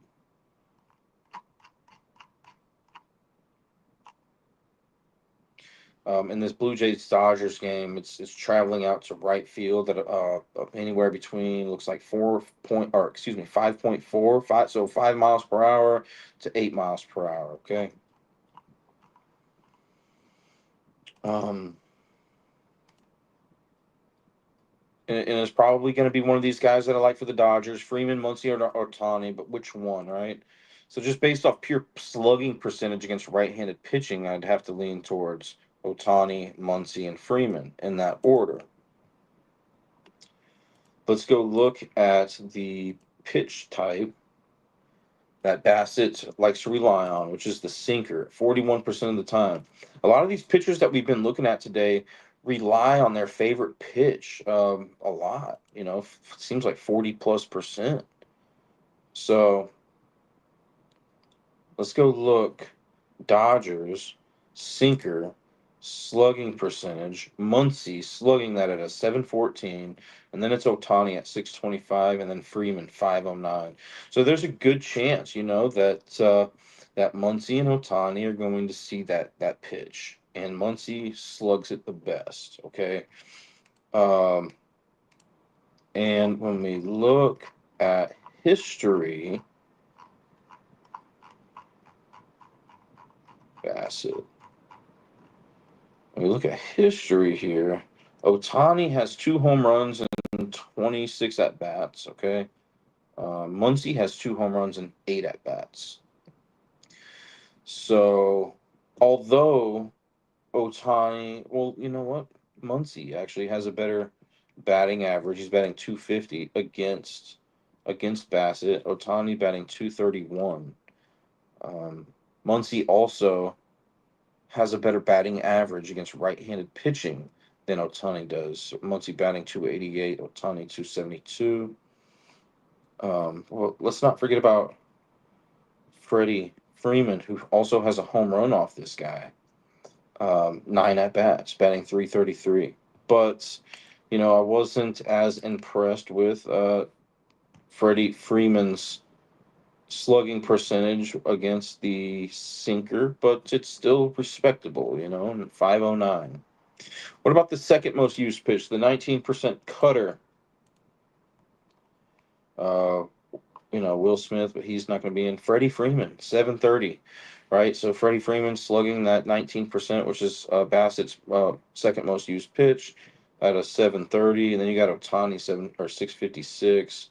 And then Muncy. I don't think really Muncy. I could be wrong, but if I remember correctly, Muncy just doesn't slug anything else great other than that.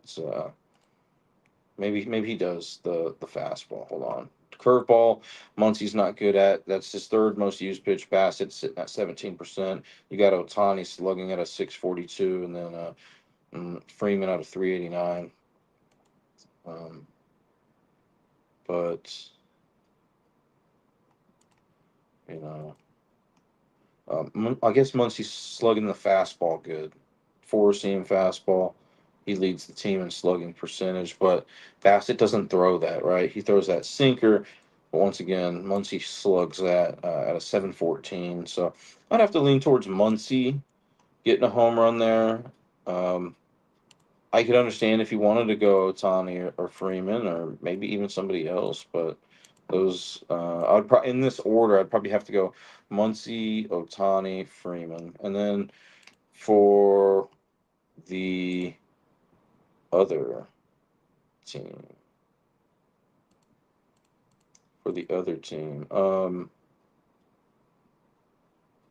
Toronto. And we got one more game after this, guys. Toronto slugging percentage against right-handed pitching. I'm seeing Bichette and Clement. Okay. I'm seeing Snell 45% of the time throws a four seam. So I'm gonna filter this by four seam. Look for Toronto Blue Jay. And there's other factors, right? I'm only one guy. I have to talk about all these games. Um, you could look at some other information to help you out, though. Um, Vladimir Guerrero Jr. 629 slugging against the 45% used four seam fastball by Snell. Okay. But Bichette 463.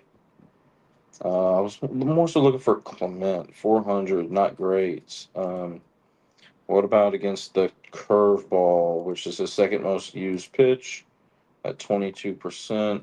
Vladimir Guerrero once again. But I was looking for more like Bichette or Clement. Bichette slugging that at a 526, Clement at a 276. I guess the reason why I'm looking for those guys is because they have a better slugging percentage off right-handed pitching. But I mean, honestly, Vladimir Guerrero, just based on all this, he doesn't have a terror. I mean, it's at 500, right, against right-handed pitching. But let's go see if anybody has any history here in just a second. Bichette, I'd probably have to lean with Bichette over Clement. Um, but yeah, history.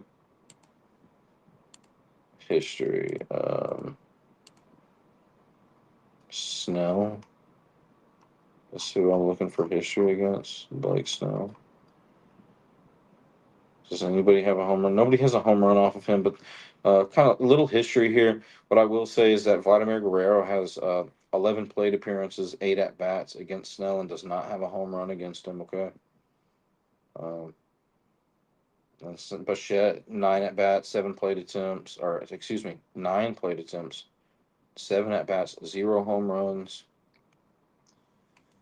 Um, but I guess I'd probably have to lean towards Bichette and then Vladimir, and then Clement. I didn't really see anything that made me like Clement though. Uh, but watch him hit one now, right? Okay. So yeah, I think I lean towards whoever in that one. I think it was Toronto, right? Last game, I'm not going to be talking about home runs. Seattle's on a 5-game winning streak. It's Tampa Bay at Seattle. Seattle's on a 5-game winning streak. Ichiro number retirement ceremony tonight, number 51. Um, Seattle's 1-0 against Tampa Bay this season. Tampa Bay is 6-4 in Saturday road games. Seattle's 6-3 in Saturday home games.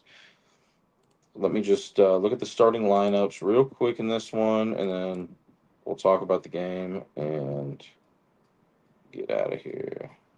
Crawford. Um, is he batting with Seattle tonight? Yeah. Okay. Sure.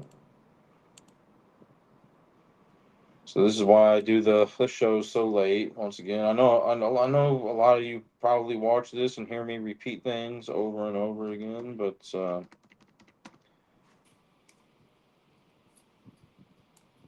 two of the best batters that I liked for Tampa Bay are not playing tonight. Mangum and somebody else. I can find out. Hold on. Aranda and Mangum are not in. They were both batting 316 and better against right-handed pitching. So Brandon Lowe's batting 299. Diaz, Simpson, and Caminero. Okay. Run line trend. Tampa Bay ranks second best in baseball on the run line as a road underdog. Seattle ranks. They're bad. Seattle has bad run line trends here. They rank 27th on the run line after a win and 25th on the run line as a home favorite. Boyle hasn't pitched versus Seattle this season. He's the projected right-handed pitcher for Tampa Bay today. Tampa Bay is 1-2 on the road with Boyle this season. They won by exactly 2 runs in that game, that lone victory, and then they lost one game by exactly 2, lost one game by exactly 1. Pitch count has been at 55 in his last five. Both of these bullpens are neck and neck in regards to ERA, right? So Seattle ranks eighth best bullpen ERA. Tampa Bay ranks ninth. So Seattle barely edging them in regards to bullpen ERA. I'm less concerned that Boyle, you know, has a great day today, or I shouldn't say that, but extends that pitch count today because they have a good bullpen ERA.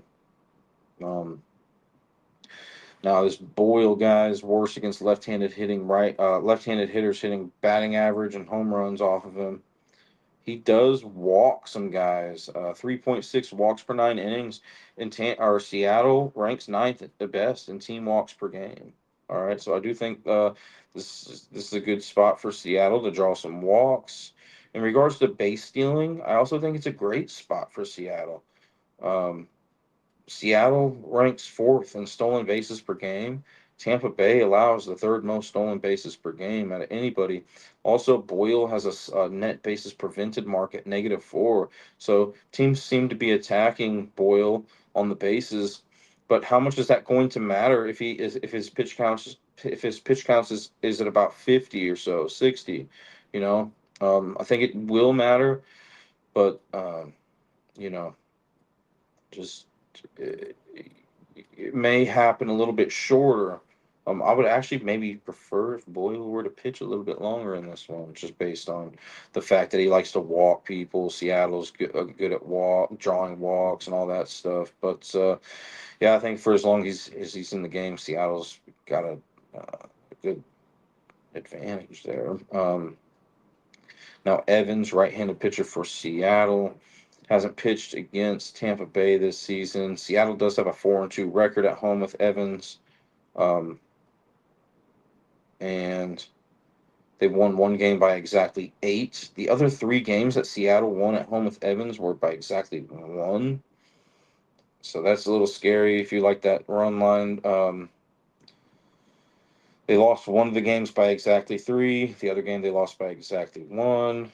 Average pitch count's been 85 in his last 5, 87 throughout the season. I'm seeing he's worse against left-handed hitters hitting batting average. In regards to batting average, he's about even with against lefties and righties with the home runs allowed. Okay, his walks per 9 inning average is getting up there, but it's not at that 3.5 threshold. It's at 3.0, and Tampa Bay ranks 25th in team walks per game. So I don't think uh, the data says Tampa Bay draws a lot of walks here. But Evans does have a rather high home runs per 9 inning average. It's at 1.6, which is one of the higher ones of the day. Now, I'm not going to talk about home runs in this one though, because it's not on that ballpark list. Net bases prevented is at 3. We know that Tampa Bay is a very speedy team. They rank first in stolen bases per game. But I think with Evans, you know, at his net bases prevented mark at +3. So from my understanding, he is good at preventing base runners from stealing on him. And Seattle as a team ranks 15th in that department in stolen bases allowed per game. Okay. So with all that being said, I do would have to lean towards Seattle on that run line here, um, for many reasons. But I would say like my biggest concern here, I got a couple of concerns. One is that Tampa Bay has a good run line trend as a road underdog. They rank second best in baseball. Okay.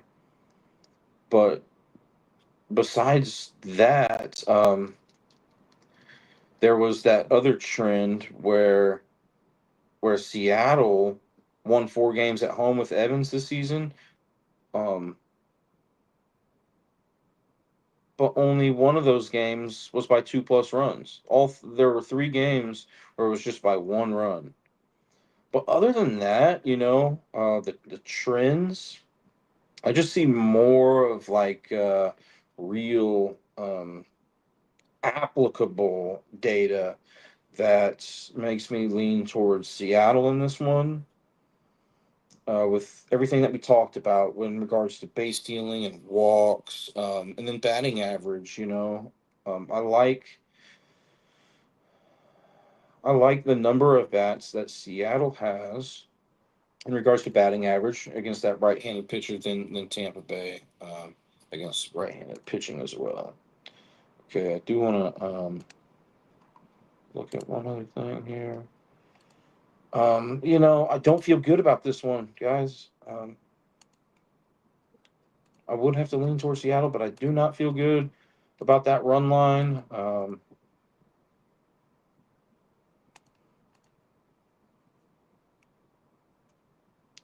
Do not feel good about that run line.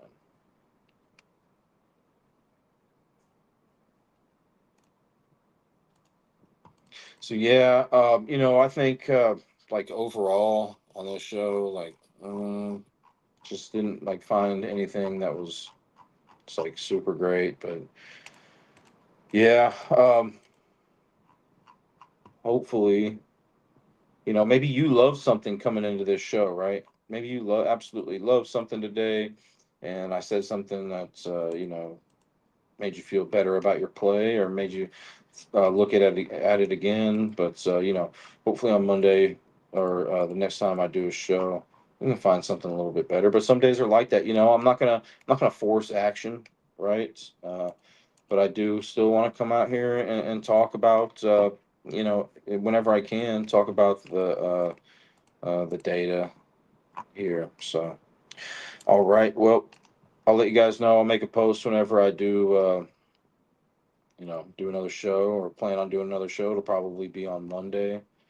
Thanks for joining the Not Move podcast and have a great day, guys.